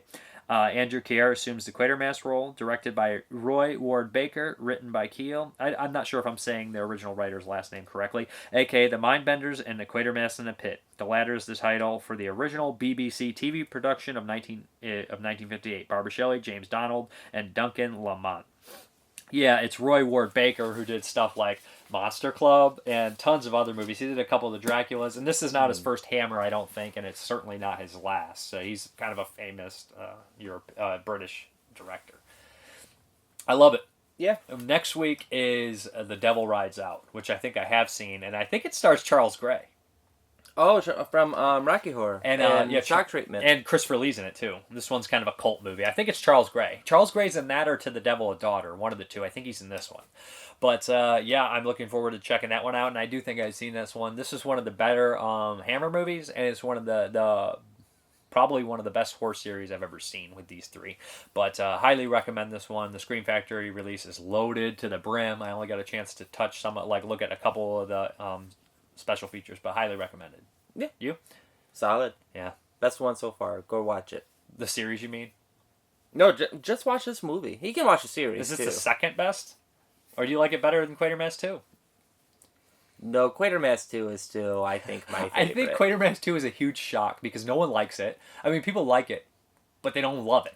So I was expecting, I've seen some people give it 1.5 or 2 on Letterboxd. What the fuck are you talking about? So then I watched it, and I was like, it's a sequel to a movie I liked, and then I was like, this is a better improvement, and it's never stops. Yeah, Quatermass 2 never stops. It has a huge sense of adventure, and, for its time period, it's horrific. All three of these are horrific as hell for their time period. All three of these are horrific. We're talking before Night of the Living Dead. We're talking before Carrie. We're talking before, you know what I mean? This is scary shit before. But the idea of, in Quatermass 2, just the melting of people and, the things saying, we'll surrender, just come over to this chamber, and they just, melt people. I'm like, this is horrific. Why is this happening? Well, sci-fi inherently is scarier. It is. And horror movies in a lot of ways. As far as end of the world type deals. It's not as personal. It's not it's just it's terrifying. It's terrifying. In a lot of ways it is scarier. But that's good. That's the end of this one. Let's roll that trailer.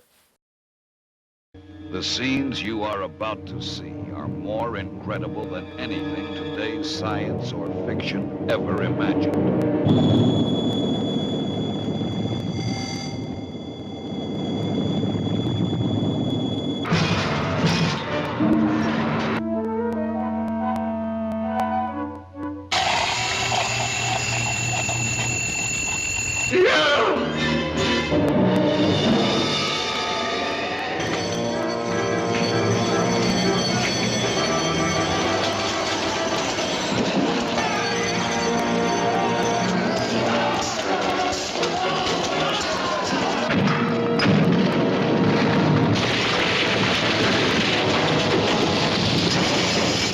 Sometime in the near future, when we least expect it, they will come.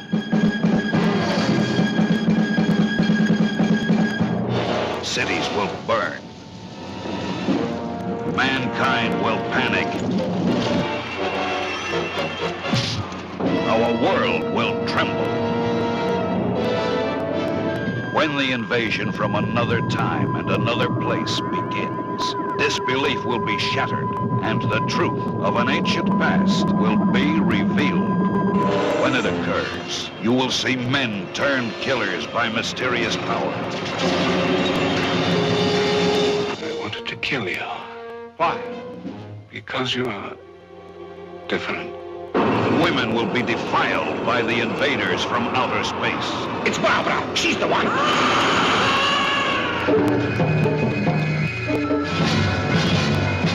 Scientists will vainly attempt to save civilization. My duty now is to quieten public alarm. And you keep your damn paws out of things. It could happen in your lifetime. See it before it's too late.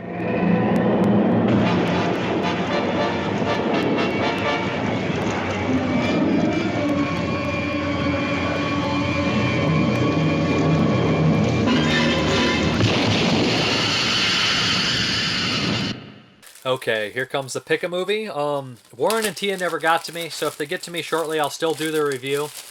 But if not, I'm not going to hunt you down anymore, like I said. So this is another pick a movie right here. Again, I'm not taking any new entries. I'm just getting rid of the second pick a movie bag. So who's it going to be? We have the M Brown 80, who I believe is actually already a patron, so he picks movies every month. So just in case he doesn't want to pick any, I'm going to draw another name. So we'll get 2 names just in case. Whoever gets to me first come, first serve. We have James Grimmer. So let me know, James Grimmer. I'm going to seal this bag back up for next time. Okay. Then we have some questions. Nick Mua, do you enjoy the films of Terry Gilliam? If so, have you seen The Man Who Killed Don Quixote yet? Was the film worth the wait? 30 years of development hell. I do like his movies. I like 12 Monkeys, Time Bandits, Adventures of Bear Munchausen, Brazil. But I have not seen... I've seen his documentary about the failed first movie, but I have not seen the new one. I'll have to check it out. What is the best extra long film you've ever seen? It could be any genre. Oh, best extra long film I've ever seen. Once Upon a Time in the West. How long is that one? I feel like it's super long. I don't know if it is, but if you could do the voiceover during a trailer for any film, which film would you pick? I don't understand. Like, I don't want to take one of my favorite movies and do the voiceover for that one. So your question, I don't want to redo something I love. I don't get that one. I just don't want to touch anything I love. I don't think I'm better than the person who already did it. But I guess so I don't want to answer that. It just doesn't make any sense to me. Does that make any sense? I know what you mean, but I don't have an answer for you. Both DC and Marvel have a cinematic universe. Which do you prefer and why? I haven't really gotten into the DC movies. The DC cartoon movies I've seen have been a lot better than the Marvel cartoon movies I've seen, but the live action Marvel have been way better. Although I really don't look at the Marvel movies as like films. It's not something that sticks with me. For the most part, many of them don't stick with me. I watch them and I'm done and I don't ever think about them again. It's not something that like I buy. I don't collect them. I don't really care about them. I enjoy watching them and I'm done. So I'll go with Marvel. I like them.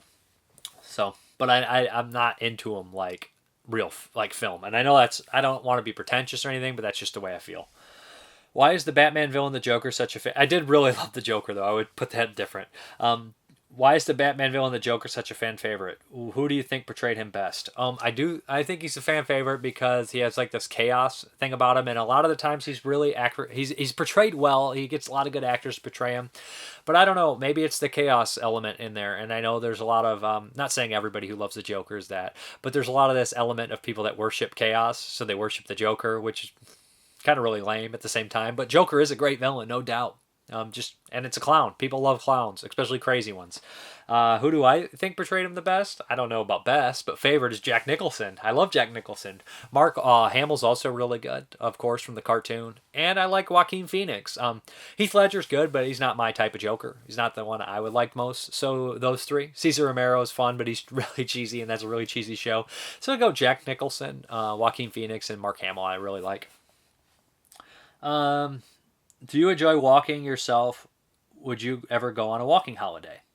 I love walking, to be honest. I run, I walk, I like to go to the parks. I've never been on a walking holiday, but the problem is I would have to go by myself because I walk really fast, and people I'm walking with are like, why are you walking so fast? I want to walk and look at things. And I'm just like, I like moving. I have to move. I'll move. I'm a shark. If I stop, I'll die.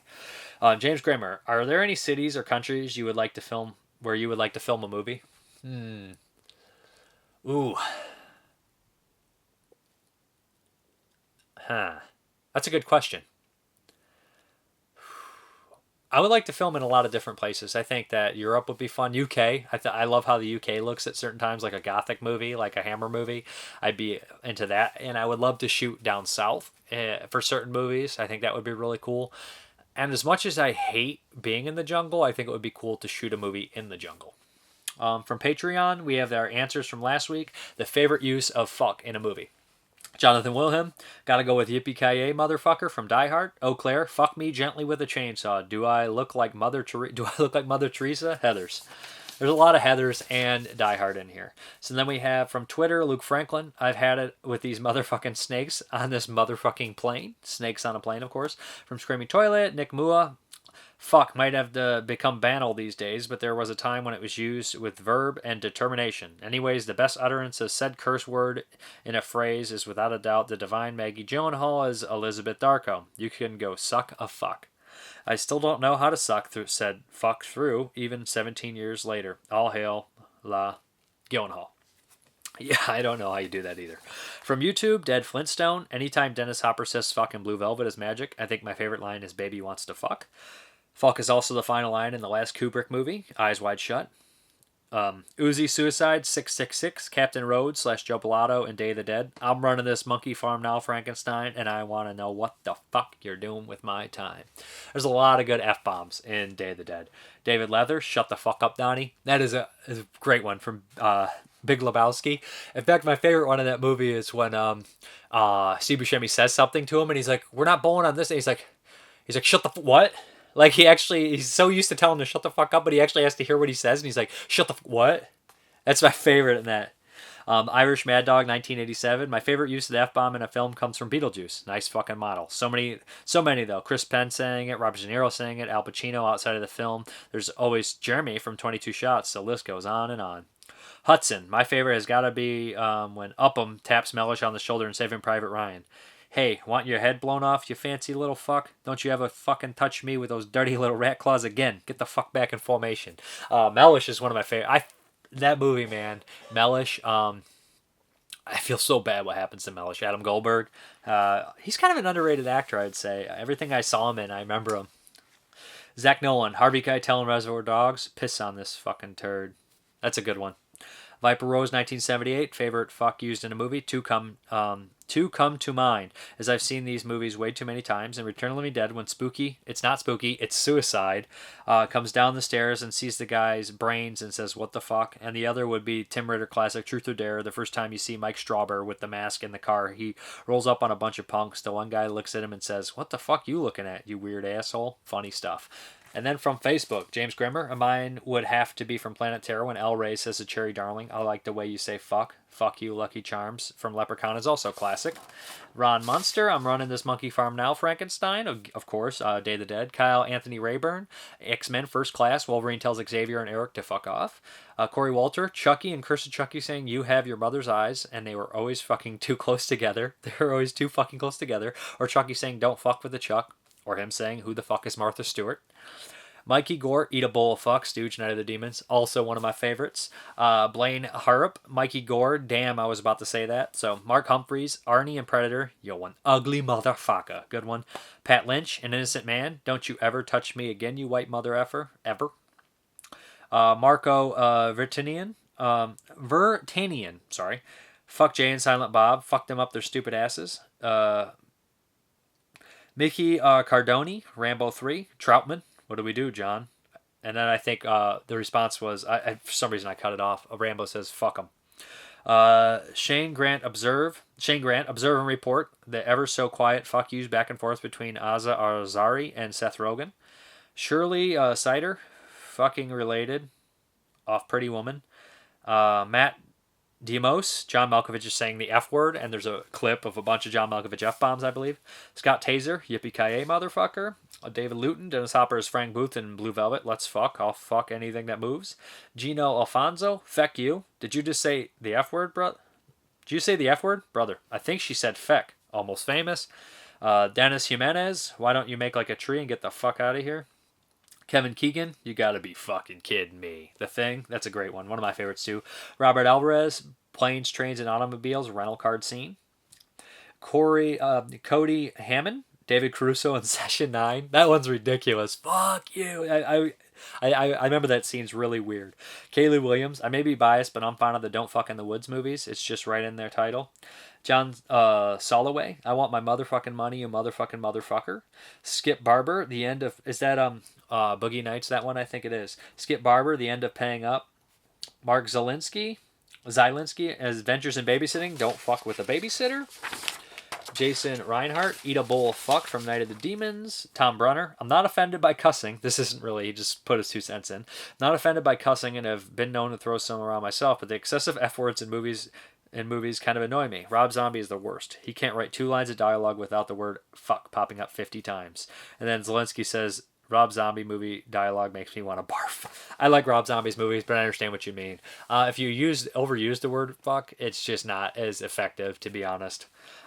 Mike Mitchell, Freddy's dead. Yeah, well, the map says we're fucked. James Higgins, well, fuck me gently with a chainsaw. Another Heathers. Derek Austin, Fight Club. I haven't been fucked like that since grade school. That's a great one. Matt Williams, Boondock Saints. He's just put up a gif of Rocco. Daniel David Spence, every scene in Scarface. Derek Austin, why the way the gun, shut the gun's mouth or I'll go over there and fuck start her head. Jason Fetters, in Planes, Trains, and Automobiles, when Steve Martin playing Neil Page tells the car rental rep, I want a fucking car right fucking now. David Gibson, anytime Samuel L. Jackson says it, that's a good one. Joseph Conway, Boondock Saints. Jason LaQuarrie, the fucking Philma Harmick and Young Doctors in Love. Phil Harmick. I've never actually seen Young Doctors in Love. Matt Jefferson, David Crusoe, Session 9, Anthony Pandilla, Friday the 13th, A New Beginning, Mom, Return of the Living Dead, Suicide, Chasing Amy, shut the fuck up. Anthony Padilla, Blue Velvet, I'll Send You Straight to Hell, Fucker, and House of a Thousand Corpses, most of all, fuck you. Corey Zunk, he's doing Sid Hagline. Corey Zunk, my favorite horror movie, Cabin Fever. Spencer Gray, Psychos Don't Explode When Sunlight Hits Them, I Don't Give a Fuck How Crazy They Are. Seth Gecko from Dusk Till Dawn, that's a great one. John Giancasbro, put Harry Russo, who he played. Lots of cuss words by Harry Russo. One I like is when he meets Terry Hawkins in one of the movies, and he says Harry fucking Russo. Stephen McGivern, Paul Gleason saying fuck off. Ken Kennison, Heineken, fuck that shit. Pat's Blue Ribbon, of course, Blue Velvet. Mark Bessinger, The Thing, you gotta be fucking kidding me. Of course, Danny Torkel. Yep, he seconds that. Josie Ann, Tremors, when Kevin Bacon yells "fuck you" at the end when the tremor crashes into the wall. That's a good one. Keith Voigt Jr., the last line in the film "Killing Them Softly" with Brad Pitt, and the last line of Eyes Wide Shut. Angela Jane Nagney, National Lampoon's Vacation. I think you're out of your fucking minds. Epic profanity. Tom Zunk, Yippee-ki-yay, motherfucker. Die Hard. Jim Werner, from Gran Torino. Clint Eastwood, somebody you shouldn't have somebody shouldn't have fucked with that line. You ever meet somebody, that whole deal right there? That's me. Jeremy Freeman, English, do you speak it, motherfucker? Pulp Fiction. Patty Rhodes, if there was a steak here, I would fuck it. That is from The Lighthouse. Andre Scott, I'd rather not spend the rest of this night tied to this fucking couch. Thing 82. I think it's winter. I think you got that line wrong. I'd rather not spend this winter tied to this fucking couch. That is a great one. The Thing has a lot of good ones, and they're well placed. There's only a few of them. Jay Ranella, The Thing head spider scene. Of course, you gotta be fucking kidding me. Nathan Thomas Milliner, Yippee-ki-yay, motherfucker. Ryan Matthew Ziegler, full fucking race cams. Meet Todd Parker, Boogie Nights. Yeah, he's great in that. Who is that? That's Thomas Jane. He's amazing in that movie. The best part, actually. Jay Ranella, Oh Fudge, Christmas Story. Jonathan Patrick Hughes, Snakes on a Plane, Sam Jack. Jeffrey Arsenault, Don't Fuck With Me, Mommy Dearest. AJ Fryer, Boondock Saints. Sadie Tate, Don't Fuck With Me, Mommy Dearest. And second of that, BJ Colangelo, Heathers, you stupid fuck. Tracy McFace, Son of a Fuck, I Shot a Spook. Burn After Reading. That sounds awful. I haven't seen that movie. Jesse Bird, A Mental Mind Fuck Could Be Nice, Rocky Horror Picture Show. Myra Breckenridge, and Don't You Ever Forget It. I've actually never seen Myra Breckenridge. So let me know. I heard it's really weird. Richard K. Strocker, Let's Fuck, I'll Fuck Anything That Moves, Blue Velvet.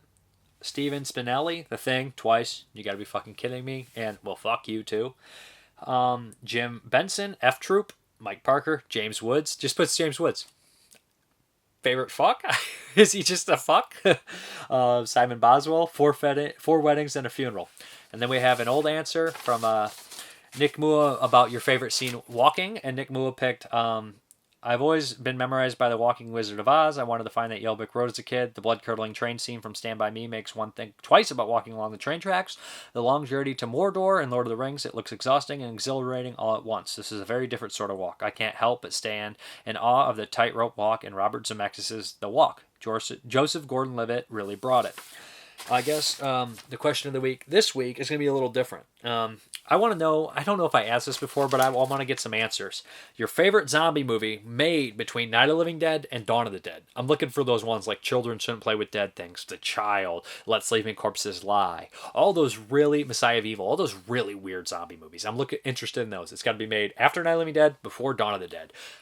I'm interested in those. So don't give me Night of the Living Dead, don't give me Dawn of the Dead, don't give me Hell of the Living Dead, don't give me zombie stuff. Has to be made in between night and dawn. So let me know. And I guess we're going to hop into the update. Okay, let's hop into this bad boy. First, we have Border, which I have not seen. It just looks super weird. I think somebody recommended this one. But then I saw Horrors Ball posted something on Facebook, said this was a really good movie. So boom, I'm grabbing it. And also we grabbed, that's from the Target sales, buy two, get one. Shelley. Man, they really sent over a dusty cover, didn't they? But yeah, this one I have not seen. This is a Scream Factory release. Same director as Border. But looking forward to checking that one out as well. Then we have The Vampire and the Ballerina. Another Scream Factory. I picked this up because I'm going to be doing the 22 Shots of Moods and Horror second part. I'm doing another Italian month, so I'll be on that one. This is the director here, Renato Polselli. So yeah, grab that one. That's the only one I didn't have. We have the Poseidon Adventure. Again, another Target buy two, get one. It was dirt cheap. Great cast. Only saw this movie on TV when I was a kid. Want to revisit it. No, I won't be disappointed. Disaster movie for the win. Brubaker, finally, another Target one. Couldn't pass it up. Got it cheap. I like, prison movies. So, has a great cast in there. Then we have Sunset Boulevard. Classic movie I've never seen. William Holden. I know. Heard about it for years. Wanted to check it out. So, again, Target, buy two, get one. It was like $7 shipped. Couldn't pass it up. Then we have some from the Criterion sale. We have Matewan, which I've not seen. John Sayles movie. I know that Pure Cinema Podcast plugs this movie all the damn time. Looks really good. And we have Do the Right Thing by Spike Lee. I've never seen this movie, but I had to grab it for $20. I could not pass that up. The only Spike Lee movie I really know is Clockers and Summer of Sam. Son of Sam. Yeah, Summer of Sam. I really like those movies. Well, I really like Clockers. It's been a while since I've seen Son of Sam. But yeah, Do the Right Thing. Then we have Polyester by John Waters. Couldn't pass that up, of course, right?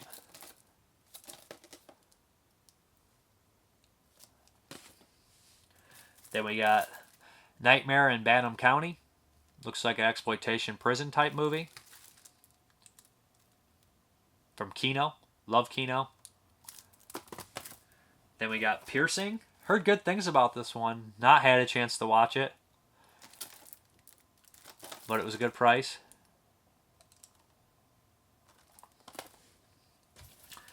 Futureworld.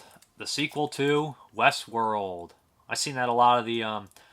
is this an MGM one? But a lot of the MGM Scream Factory, Shout Factory titles were going out of print. I figured this one might be on that list eventually, so I grabbed it.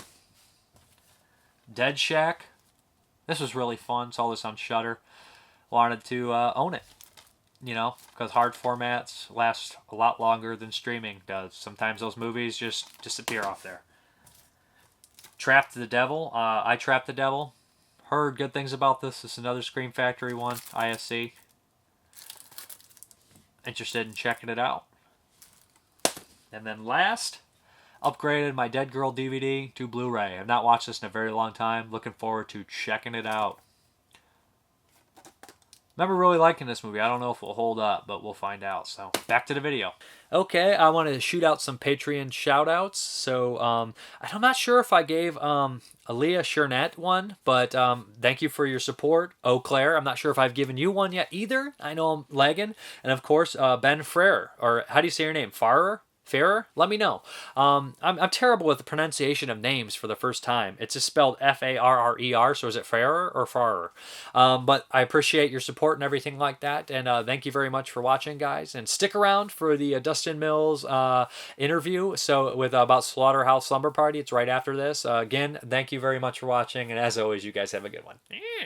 Hey guys, what's up? I'm here with Dustin Mills. He's a director. I'm going to let him introduce himself. He's a capable person. Okay, I'm Dustin Wade Mills. I'm a filmmaker. Made a movie called Slaughterhouse Slumber Party. That's my most recent one. Made a lot of other stuff too. Yeah. We're here to talk about Slaughterhouse Slumber Party. So what is it? Slaughterhouse Slumber Party is like a... man, it's kind of hard to describe. It's sort of like you take like the stuff that Jim Wynorski used to make, like Hard to Die and Slumber Party Massacre sequels and stuff like that, and then you combine them with like the sensibilities of like Beetlejuice and Ghostbusters and even like the real Ghostbusters, like really cartoony stuff like that.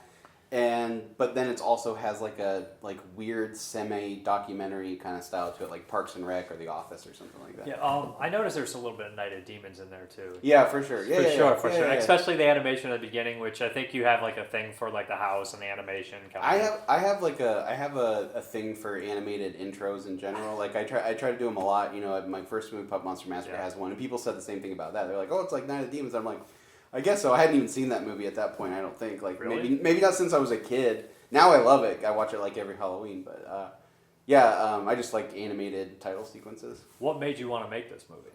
You know, I had to go back and try to, like, when we were going to do the interview, I had to kind of go back in time in my posts and my messages and stuff and try to remember how this all came about. And I think originally, and this, I mean, you know, this happens all the time, where you have like a small idea and then it keeps getting bigger and bigger and stupider until you can't make it anymore. Exactly.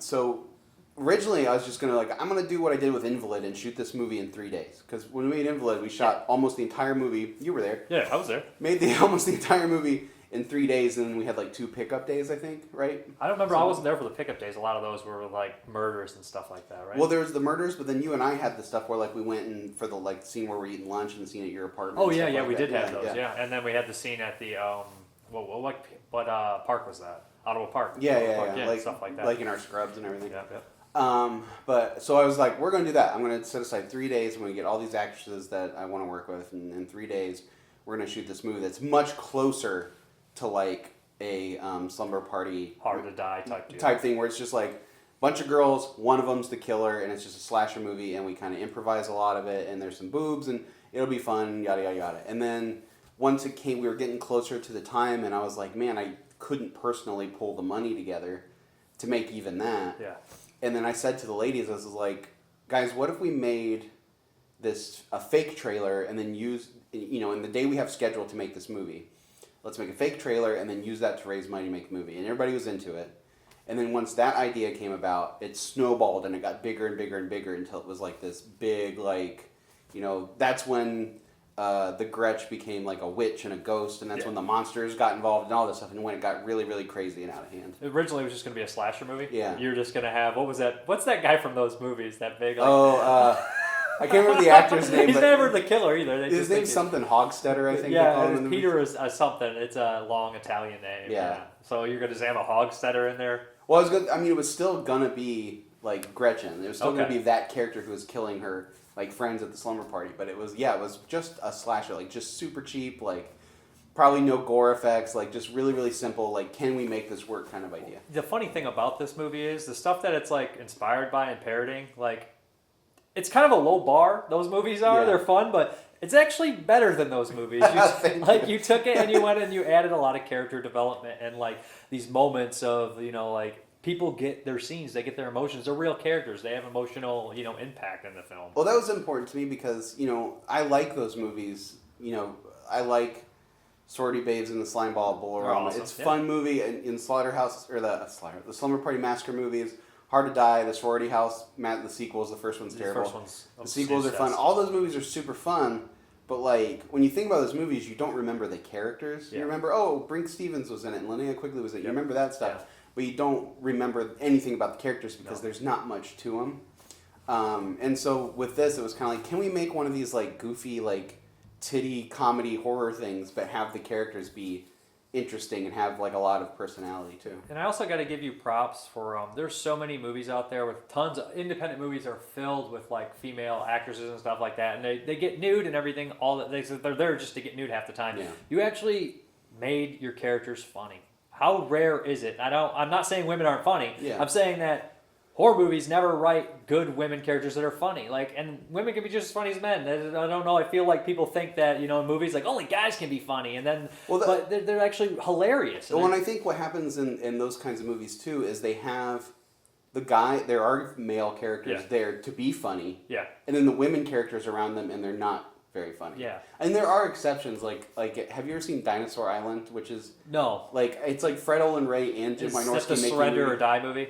Yeah. Yeah, okay. Where not like the women are funny and the guys are funny. So everybody's funny. Everybody's funny, but yeah, it was. Well, here the thing about it was like almost all the women in the movie I'd known for a while. There's a couple people I'm not like wasn't friends with prior to the movie. Like Alice Winkler, didn't really know, but she's great. But these were women who I knew, and I knew that they were funny people, and I knew like how they were funny. And then I would like cater the script to be like to their strengths, you know. Haley J. Madison is like a super good friend of mine, and she's hilarious. She's a very funny person, and so it was just her character in the movie is really it's like her, a lot of her, a little bit of me, like our personalities mixed together, and then like amped way up. And she knew how to play that because it's not that far removed from who she actually is. Going into that, you tend to use some of the same actors and actresses all the time, and you like have reoccurring characters and stuff. Do you feel like you're more comfortable doing that? Yeah, because with the way we have to, I mean, you know this. You've been on my sets before. The way we have to. The cat. He's so bad. He will not leave us alone. The way you know this because you've been on my sets. The way we have to work quickly. We kind of all have to be on our A game. We have to be on the ball. So it's when I work with people who are like bam, bam, bam, they're on their game.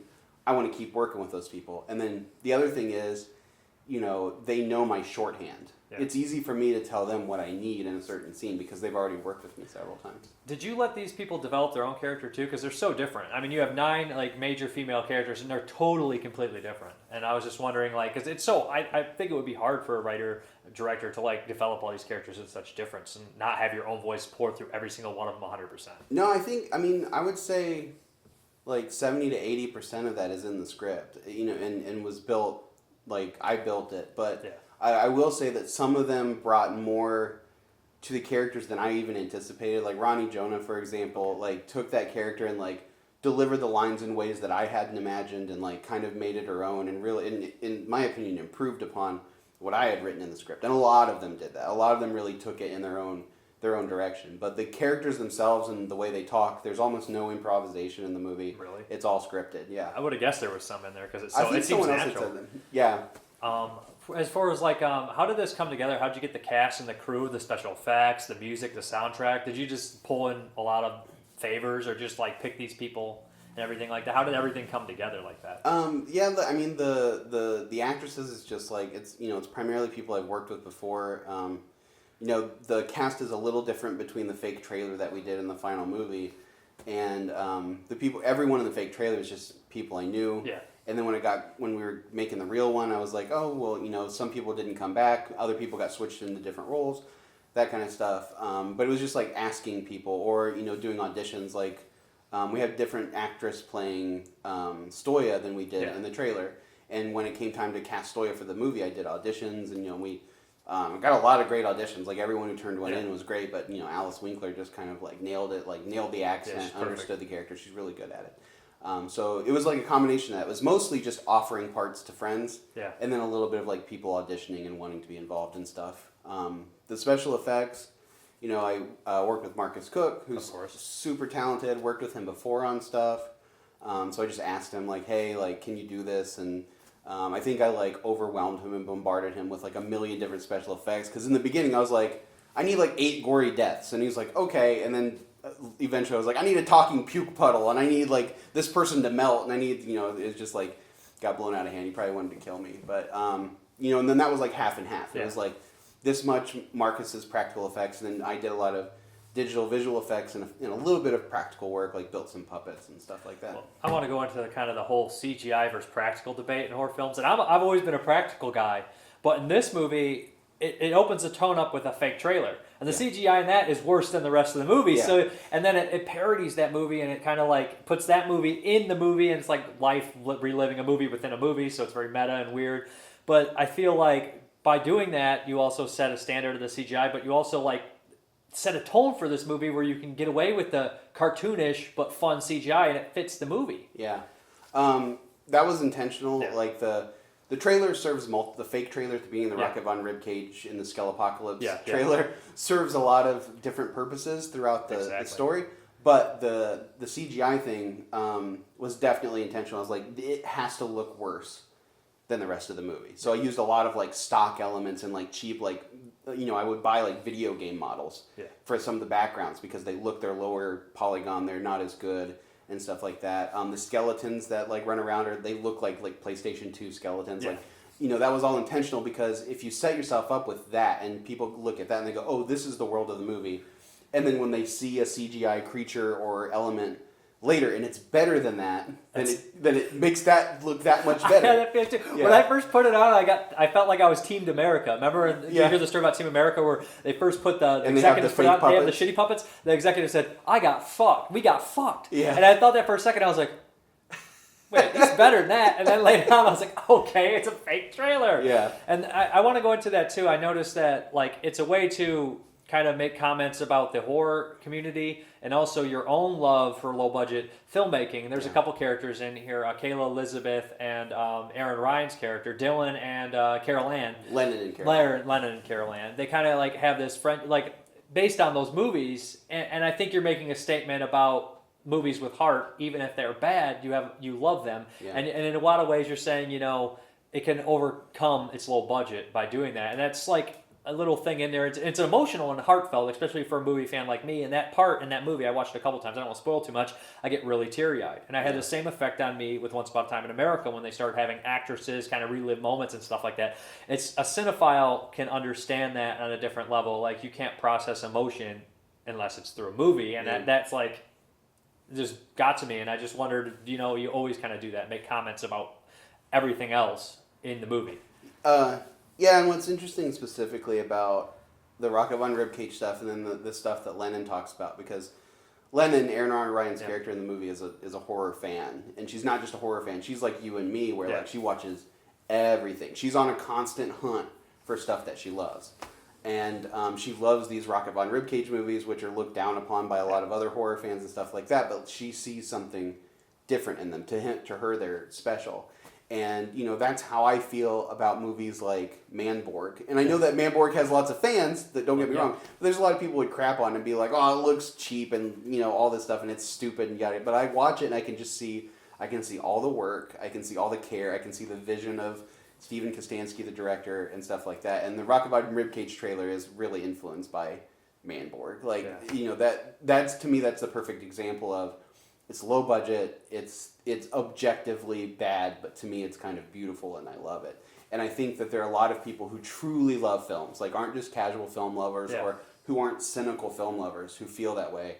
And, I'm glad that it hit you that way, because I did see a review where they're like, Mills is commenting on what people say about his movies. And I'm like, no, I'm not really. Commenting his own love for movies. Yeah. And showing through that level of, And that's Lennon speaking in my voice. Like, she's saying what's in my heart. It got to me, because I was just like, oh, that's me. Yeah. Like, I understand that feeling. I understand that emotion. And, it's one thing, people just don't get it. And you just don't even spend the time to explain it to them, because you get it or you don't get it. And that's just the way it is, And those people, I think, the people who are going to hear what Lennon has to say about the way she loves movies, and the people who will who will be affected by it and who will understand it, those are the people that this movie is for. You know what I mean? Yeah. It's just a fun, silly-hearted, very positive, there's not a pessimistic or mean or cruel bone in its body kind of movie, and that's the type of person that it's for. And it also has a real lesbian relationship in there, not just some oh, isn't this hot? Yeah, guys, it's genuine love in there, and that's heartfelt as well, and that was nice to see. I tried really hard to keep that respectful and realistic and not be exploitative about it, and have them really love each other and have a real connection. And I hope that I did okay. It's one of those things where it's I'm a straight married man trying to write a lesbian relationship. Maybe I have no business doing it, but hopefully I was at least respectful, and I'm not gonna hurt anyone's feelings or anything like that. I thought about that. I tried really hard to make it seem real. We've hit that point now where if you're not gay or if you're you're straight, you can't play that character because you're not. It's I'm an actor, dude, or at this point I'm an actress. I can do, They had a joke on SNL where it was you're only allowed to play yourself with different hair now. That's about right. Yeah. I can't get over that for a second. There's one aspect about this movie that is really different and unique, because almost it's an ensemble cast. So the 9 on there they have less screen time than one would think because their characters are very impactful, and I think that is due to setting up the camera in one way as its own character, because they'll look at the camera and make remarks like they're almost in their head, and then you have that whole interview segment which feels like a reality show, so you can see their inner monologues which create their characters, you know their characters, and gets tons of laughs too. Yeah. What made you want to kind of do that? Well, I mean, for one thing, like it's really fun to write comedy that way. Yeah. Because when you do that moment, when you cut from a scene to those little interview segments, and you're getting that perspective of it gives it gives every character the opportunity to be Bill Murray for a second and like be the smartest guy in the room and comment on what just happened and what they were thinking at the time and stuff like that, without it seeming like cheap with the dialogue where everyone just says what they're thinking. The other thing too is like what I think really helped this movie, and the reason that I think, because I mean, I know I'm biased, but I think they're really, really good performances in the movie. Really good comedic performances across the board. And I think part of the reason is because since it is an ensemble movie and you have 9 main characters, they all don't have to carry the movie. Like, no one person has to carry like 30 pages of dialogue. There's not a final girl. So, spoilers, there's not a final girl. So there's no there's no person that has like monologue after monologue and stuff like that. They all have these little concentrated pockets of character that the actresses get to focus on, and that I got to focus on as a writer. And it's like, how do we make this this little moment the funniest and best it could be? Like, how it was a neat challenge, and I think it helped the performances a lot too, because instead of having these big, huge, long stretches, they had these little pockets that they could study and figure out and work with and get really good at performing. Now, did you have to explain a lot of like the horror references and references to other filmmaking to a lot of the actresses, or did most of them just, I know this, I'm good? It seemed like they understood pretty much everything and got it, because I mean, I've obviously been an actor and stuff and been like, every once in a while or something on a movie, I'm like, I don't, what do you mean here? And they're like, okay, like that. I'm just wondering, it felt like everybody understood their role 100%. Generally, honestly, I wouldn't explain any of the references or anything like that unless it was necessary. Yeah. Because there are certain times where it was like, if it was like a setup payoff kind of situation, or if it's a specific way to deliver a line. Because I do give my actors leeway, usually about like how they deliver a line. They don't have to say it exactly the way I wrote it. But sometimes, if it's a reference to something, you do need to say it exactly the way it's written for the reference to get across. So in those times, I would explain it, but normally I wouldn't. Did Gretchen, did she naturally channel Freddy Krueger Beetlejuice kind of thing? Because it was perfect. Like, even when she looked at the camera and did that one smile, I was like, oh, that's Beetlejuice to a T. Yeah. Like, and I love that kind of stuff. Oh, I think that Jay, the actress who plays her, I think she loves that stuff. Yeah. Like, she's a person who knows. She knows Freddy Krueger, she knows Beetlejuice, she knows all that stuff. She'd have to. She was too good at it not to. Yeah, and that was not a lot of coaching from me. I think we had talked about it once where I was like, I want a live Gretchen and Ghost Gretchen to have different personalities. Like, because when she's Ghost Gretchen, she's powerful. Yeah. And she should be a little different. And she just ran with it, and she showed up, and she's like, oh, I got a Gretchen voice, and just, like, busted that out. And I'm like, yeah, that's perfect. That's great. Good job. Kind of like The Mask, where when you become that thing, you amplify who you are or what you want to be. Because originally, she just seems like someone, how Stoya explains it, someone who hit their head, and they kill lots of kids, because she's very weird and almost slow in a lot of ways. Yeah. But, I mean, I don't want to, like, point out certain people and be like, oh, because everybody's great in this. I was very impressed with the performances, but, Haley really steals this show, and she's like perfect in it. Well, you had said this, and I agree. So I've been saying it. Like, I think that her character, Courtney, is the heart of the movie. Yeah, she really is. Like she does steal the show. Not in a way, not in like a showy way.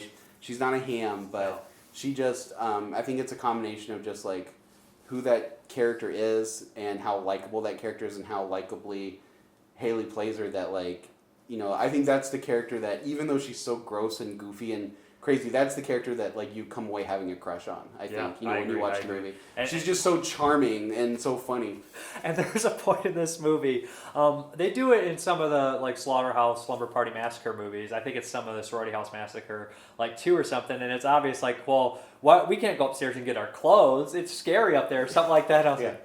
And then when there's a scene in here where I don't want to spoil anything, but Haley looks at the camera and says, "Why are we naked?" Oh yeah. She says, "Why not?" Like that. I was like, that's that times 10. Yeah. And I was like, I love that kind of stuff. Yeah. And I also want to bring up the setups and payoffs so many movies don't do that. These tons of setups and payoffs. Almost everything is.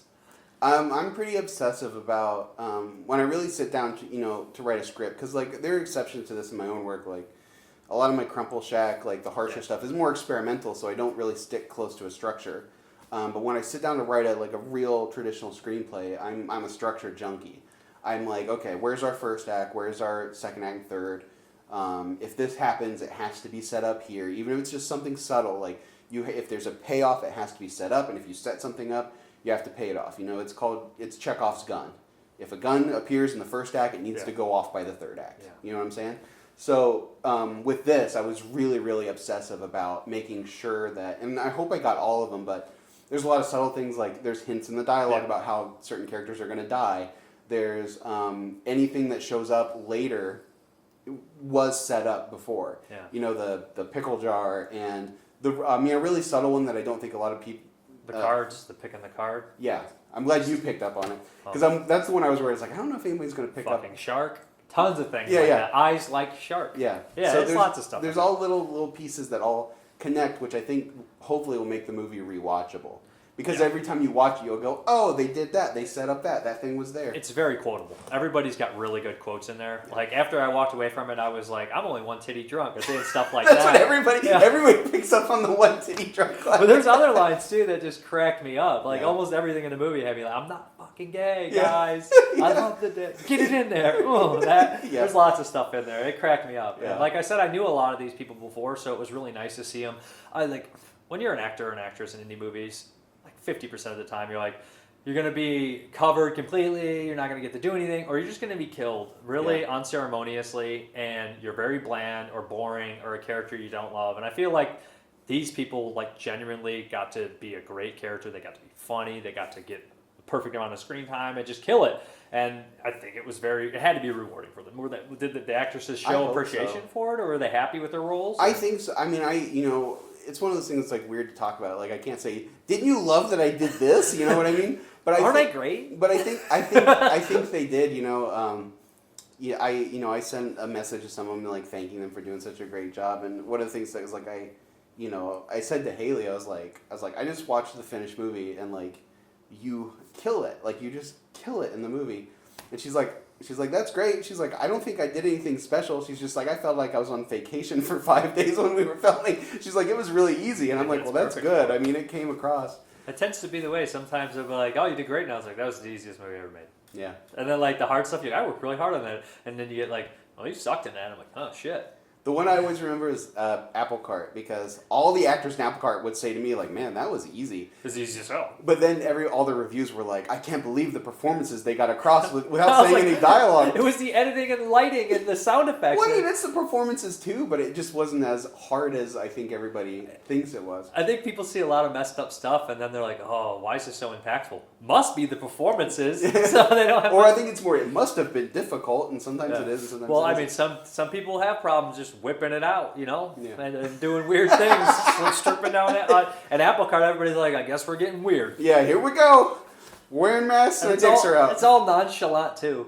People make big deals in that stuff. I'm like, make a big deal out of it. It's a big deal. If you don't, it's not. That's how I always feel about it.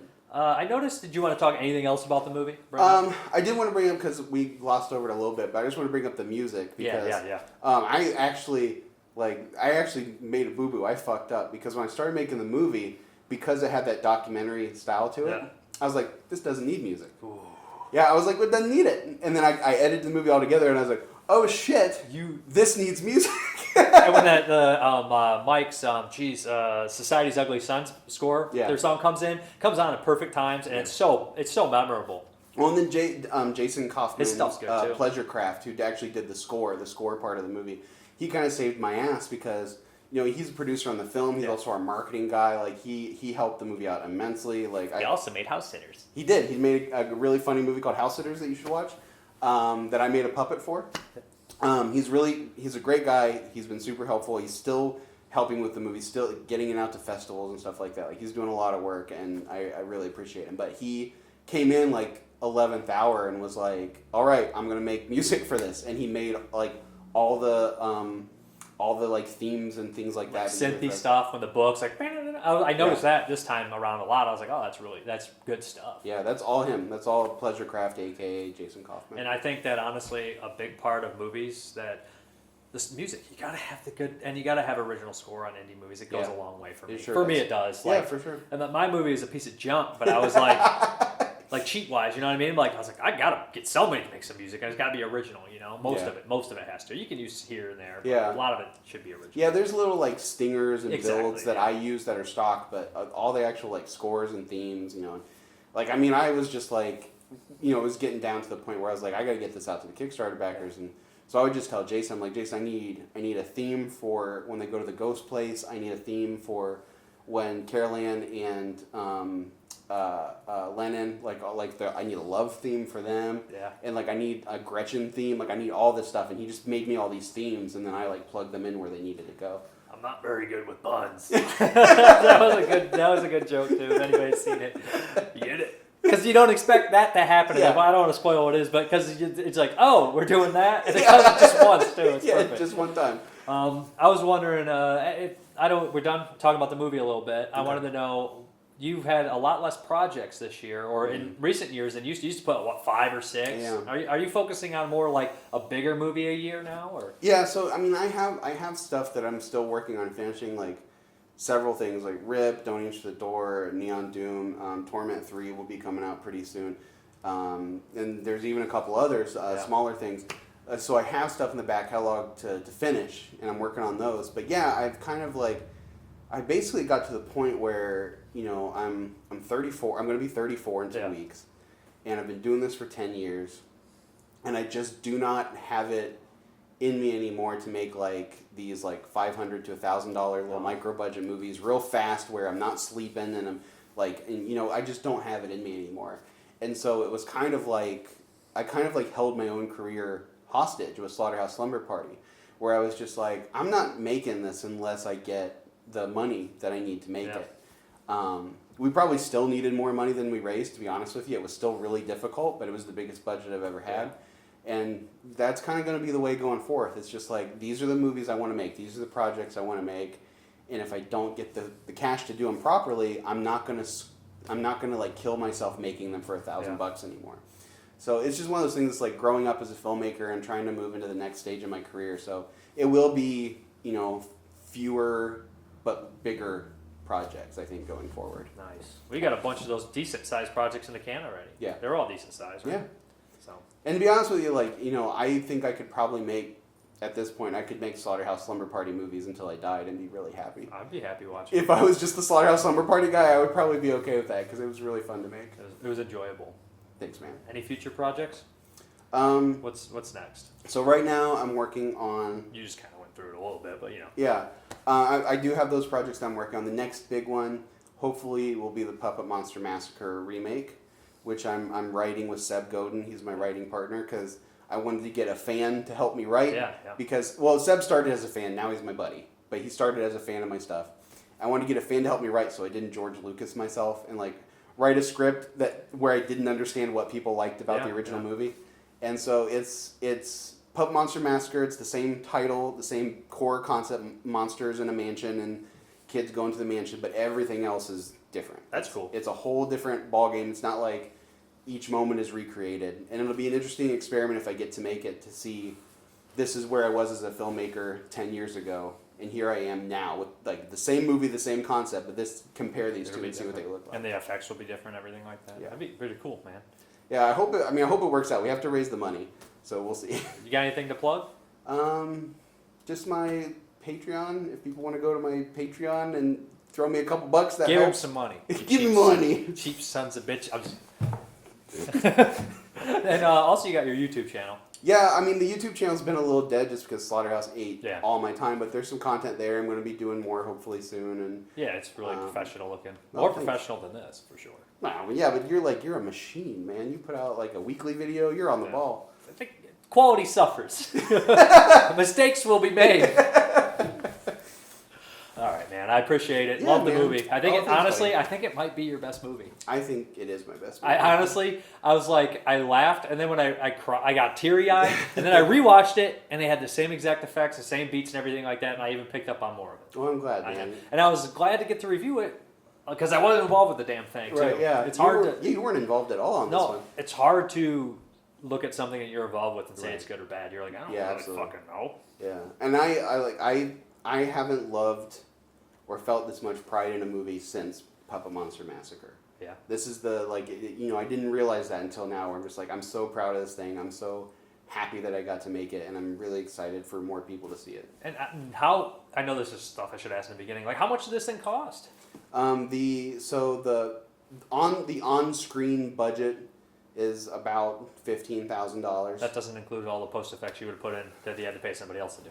Yeah, because I did those myself. Yeah. But then, there's another several grand that went into marketing it and then getting all the Kickstarter rewards sent out and stuff like that. So it's probably edges closer to $20,000, but the on-screen movie budget is about $15,000. Pretty impressive. Thanks, man. Impressive. And also, how long did you take to shoot it? We shot it in 5 days. That's ridiculous. It is ridiculous, and I would never do that again. We shot in 5 days. Most of the cast was there for 3 days, and then the cast that the cast. Spoilers: some people die. Cast gets whittled down. What? The people who were in the whole movie were there for the full 5 days. Yeah. Oh, I'm sorry, 6 days because we spent 1 day shooting the Rocket Von Ribcage. Okay. So 1 day for Rocket Von Ribcage, and then 5 days for the rest of the movie, and then a lot of post-production shooting for the special effects. Well, thanks again. Yeah, man. Double shake. Double shake. All right, we're out of here. What are we doing? Devil horns? You got to do serious devil horns, though.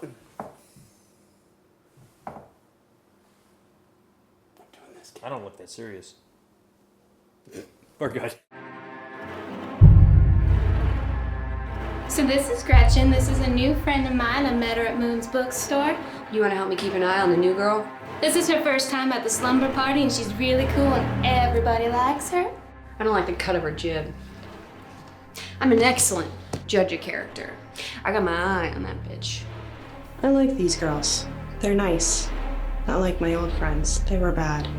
But they're, gone now. Gretchen has unblinking soulless eyes. Eyes of shark. Let the wild rumpus start!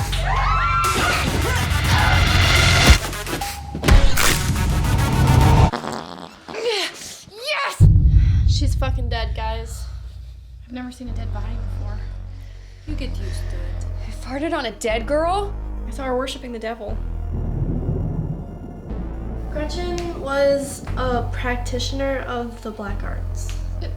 Gretchen was a rapper? She's here.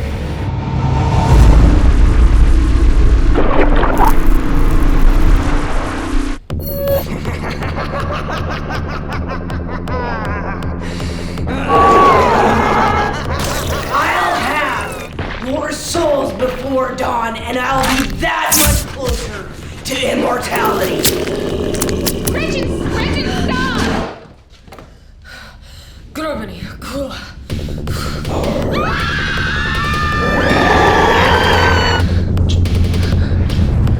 I am straight as an arrow, but these panties are wrecked.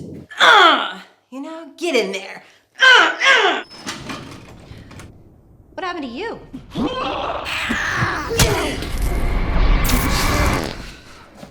So much.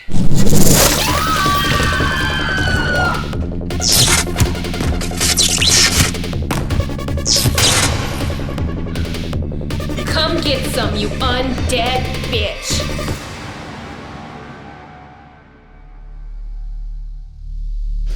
Welcome to the party.